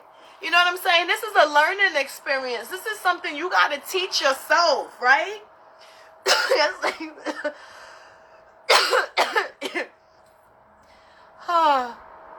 Good. Thank you. Please. Just detail, right? And you guys can't, like, some people are just so, like, listen, if you got that Pisces energy, the fish never stop swimming. So that's how your brain goes. You gotta fucking shut them fish off sometimes. Sit down and shut it down. Like, whoa. You know what I'm saying? I can't do it like that. I need one fish to sit still, and I need the other fish to sit over here and chill out for a second while I get this information. I can't have my brain just swimming constantly. A lot of times, y'all thought patterns go like that, and you gotta talk to, you never tell yourself to shut the fuck up. I've done it to myself plenty of times. Shut up. Not right now. It's too much. It's too much. It's too much. Why am I thinking like this? And I'll stop myself like, look. Talk to yourself. Talk to your Ori out loud. You got to do some prayers to your Ori to strengthen your connection with your spiritual head and your head that's here on earth to balance this shit. You need some balance, right? That swimming means you're not balanced. You're not grounded. You're all over the place. You need to get into nature. You need to get some, grow some plants, prune some plants, plant some seeds, all that kind of stuff. That's grounding, right? Putting your feet in dirt is grounding. Hugging a tree is grounding. You know, you got to find, listening to running water can be very therapeutic. It gets you into a mode of, remember when you were babies, right? When babies were so used to being in the womb that when they come out of the womb, you got to swaddle them so that they still feel secure, right? And then they have those teddy bears that have the heartbeat sound so that they feel like they're near the mother's heartbeat because that's what comforted them. You got to find out what gives you that comfort again, right? Yo, I see you talking to yourself in the street. I'll cross the street. Just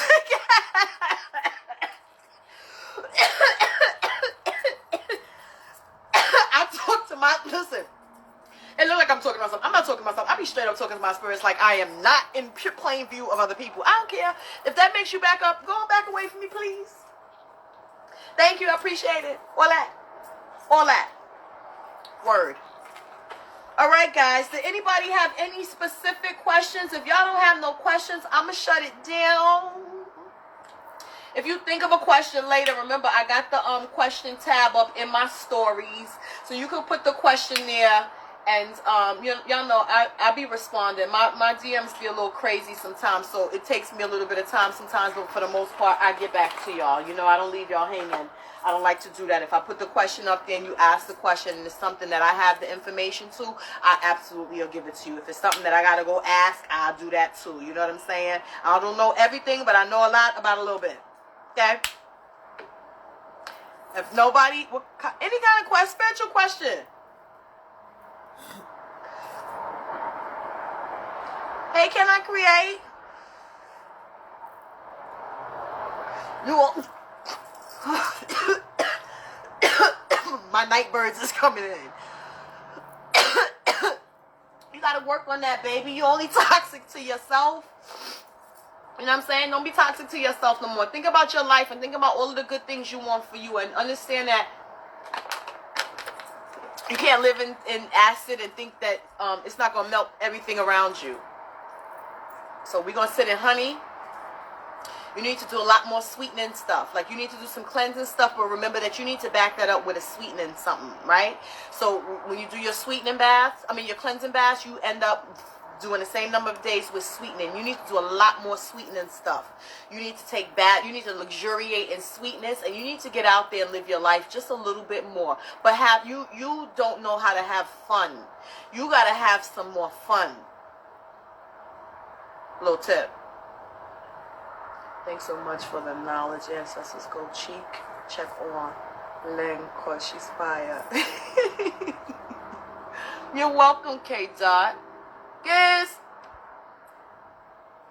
All right, y'all. I'm taking it out of here. Y'all ain't had no more questions. I need you all to have some strength in what you're doing, right? Know that what you're doing is for the better. It's going to assist you. Anything that's here to offer you assistance, why not take hold of it? It's free. It's free 99. Your ancestors are free. Your spiritual guides are free. When you start going into Orisha and all that other kind of stuff, that's where the money starts to come in. Before that, all this other stuff is free for you to do. Do that. Learn their energies. Work with them. Is there protocol for going in a botanica? When you go in a botanica, I always keep my head covered. I don't go in there without my head covered, right? I always clean myself when coming out of botanica. You don't understand the type of energies that go into it. Think of all of the dirty bitches that do right hand work, whatever you call it, bad shit that go in there with all of their nasty, dusty energies to go in there to buy bullshit to do stuff to people. You think that energy, remember, it's like lint, right? Here I come, lighthouse, right? I've been in there, and here come the dustiest looking nigga and I've been told to be mindful with homeless people and downtrodden people and things like that. You got to treat them a certain kind of way. So I always give money and stuff to them, right? But don't touch me, right? Purposely, I took the money to this man to hand it to him, right? It's like this. My hand is back here. You take it from here. This motherfucker will go like this and touch my hand. I wanted to tear that fucking botanica up. I'm telling you right now. I wanted to wax this man. It took everything because my spirit got so mad. She was like, I should just knock this nigga into the... I was like, oh my God. I got the calm ones who was like, you got something in the car. Just, it ain't even a big deal. Like, you see what it was. He was dying to touch you. I just went to the car and cleaned myself immediately because my hand didn't even feel right after he touched me. I was tight. I'm not even going to lie and tell you I wasn't. But I didn't wild out. I just was like, all right, don't do that again. Like, why you had to touch me? Like, stop acting stupid. Take this money and go ahead about your business. But as soon as I got to my car, I cleaned myself. You know what I'm saying? So you got to be very careful when you go into these places because a lot of people, they nosy as fuck, right? They got spirits with them too that talk to them. So that's where a lot of them will come and try to get in your ear, be like, oh, mommy, you got this, and they come and try to tell you something about your life or like and try to rope you in, beat it. I don't need to find no help in the botanica. Why are you here? Go away from me. I had some lady follow my little sister around the store trying to tell her something because she's sitting there watching what she buying. Oh, you should get... My little sister was like, bitch, if you don't get away from me, I don't need you to tell me none of this kind. Why are you over here? Lady, we're off. I was like, that's what she get. Mind your business. Don't just go in, get what you got to get, come out, clean yourself. That's it. Don't be in there talking to a bunch of people that don't work. If they work there, that's another thing. But if they don't work there, leave them. Listen, stop worrying. No. Go get what you got to get and come on out of there. They see that as a marketplace to come and try to find people to get information. It's no, you won't get no clients in here. Beat it. I don't know you. You in here fishing. I look at them like the fake babalaos that come in here talking about your ancestors telling me, shut up. How about those peeps that touch you while they talk, fix the touch? No, don't touch me. I've been at Bimbays and watched Ocha people clean themselves off on the young people coming near that Dobale to them when they prostrate them and they lift them, the bitch holding them, blowing all her dust and shit on them people. I was like, yo, I told my grandma, I was like, what is she doing?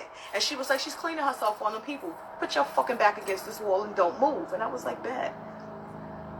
Play that shit. No. People are dirty, people are dusty, and people do all kinds of things. I don't care what their titles say. You better watch everybody. I was lucky enough to have a godmother in my first Ocha house. She was like, you do what I do.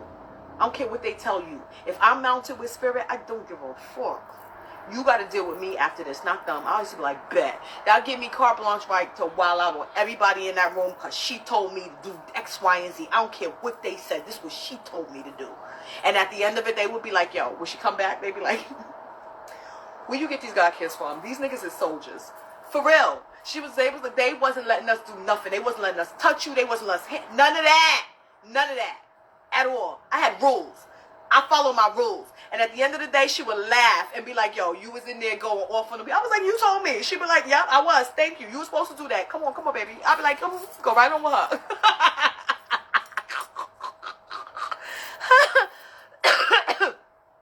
You got to be careful when you go into the Botanic because some people have bad intentions. A lot of them people have bad intentions.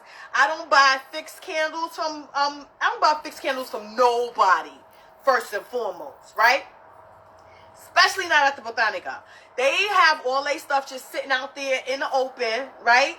Even their little bath concoctions that they got. There's certain botanicals that keep them in a big jug, and then they dispense it little by little and call themselves praying up. No, this jar has been sitting here all day where everybody's dusty energy, and you're at the entrance. So everybody that comes in and out of here, their energy is passing. I don't want that shit.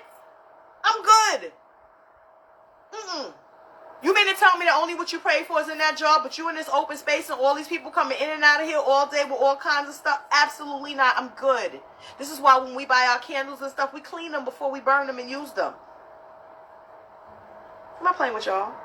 I'm good. Don't be so trusting of these people in these places. Remember, this is the day in here all day. This is what they do all day. I'm very, very cautious on that kind of stuff. Well, I don't play with them people, but y'all be cautious with that kind of stuff.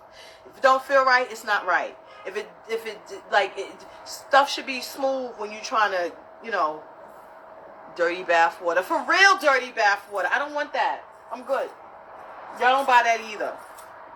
This is why I try to make y'all self-sufficient. This is why I do the videos of showing y'all how I make the baths, the different ways you can do it, the different ways you do the head washes, the different things that you can use.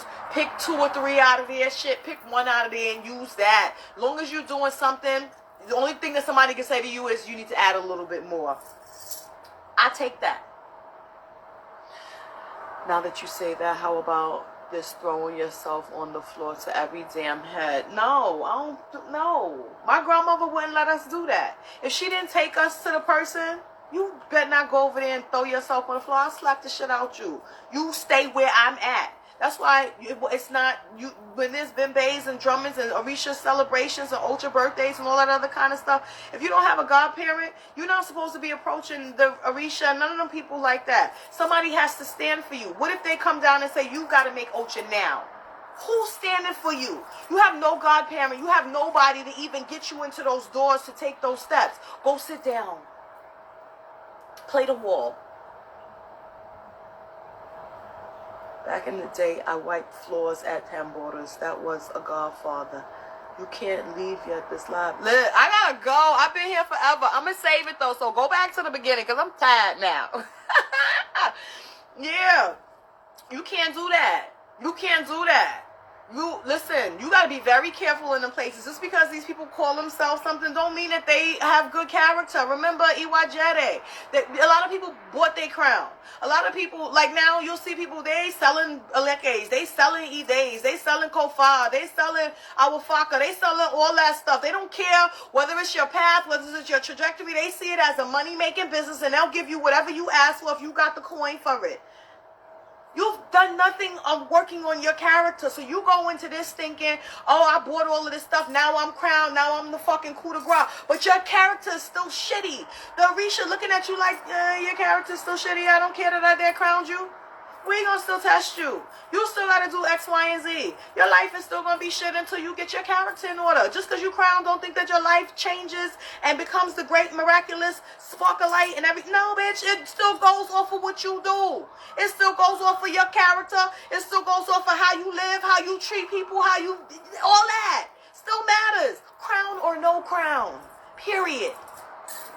And if you've bypassed the ancestors, if you've bypassed your spiritual course, and if you were supposed to be scratched before you made ultra, you're in trouble. Because you're always going to be off balance. You know why? Because once you get crowned and ultra, you can't go back and get scratched. Now you look right past all of your Ganga, all of your Palo, all of your Nisi, all of those spirits that you were supposed to be down with from blood ties. You don't walk past them and graduated to something else. And that is the strap that you needed for some other shit that's coming in your life. Good luck. There's an order to this. Make sure you do the things in the right ways so that you don't get jacked up. You crown, you have less of an excuse because Ita told you what it is and what you need to work on. So you are about to get it even harder, right? Because once you make it to the Orisha world, you're supposed to already have certain things taken care of and handled. So if they make you go back and do it, you playing catch up. Because they don't excuse you from doing this Orisha work.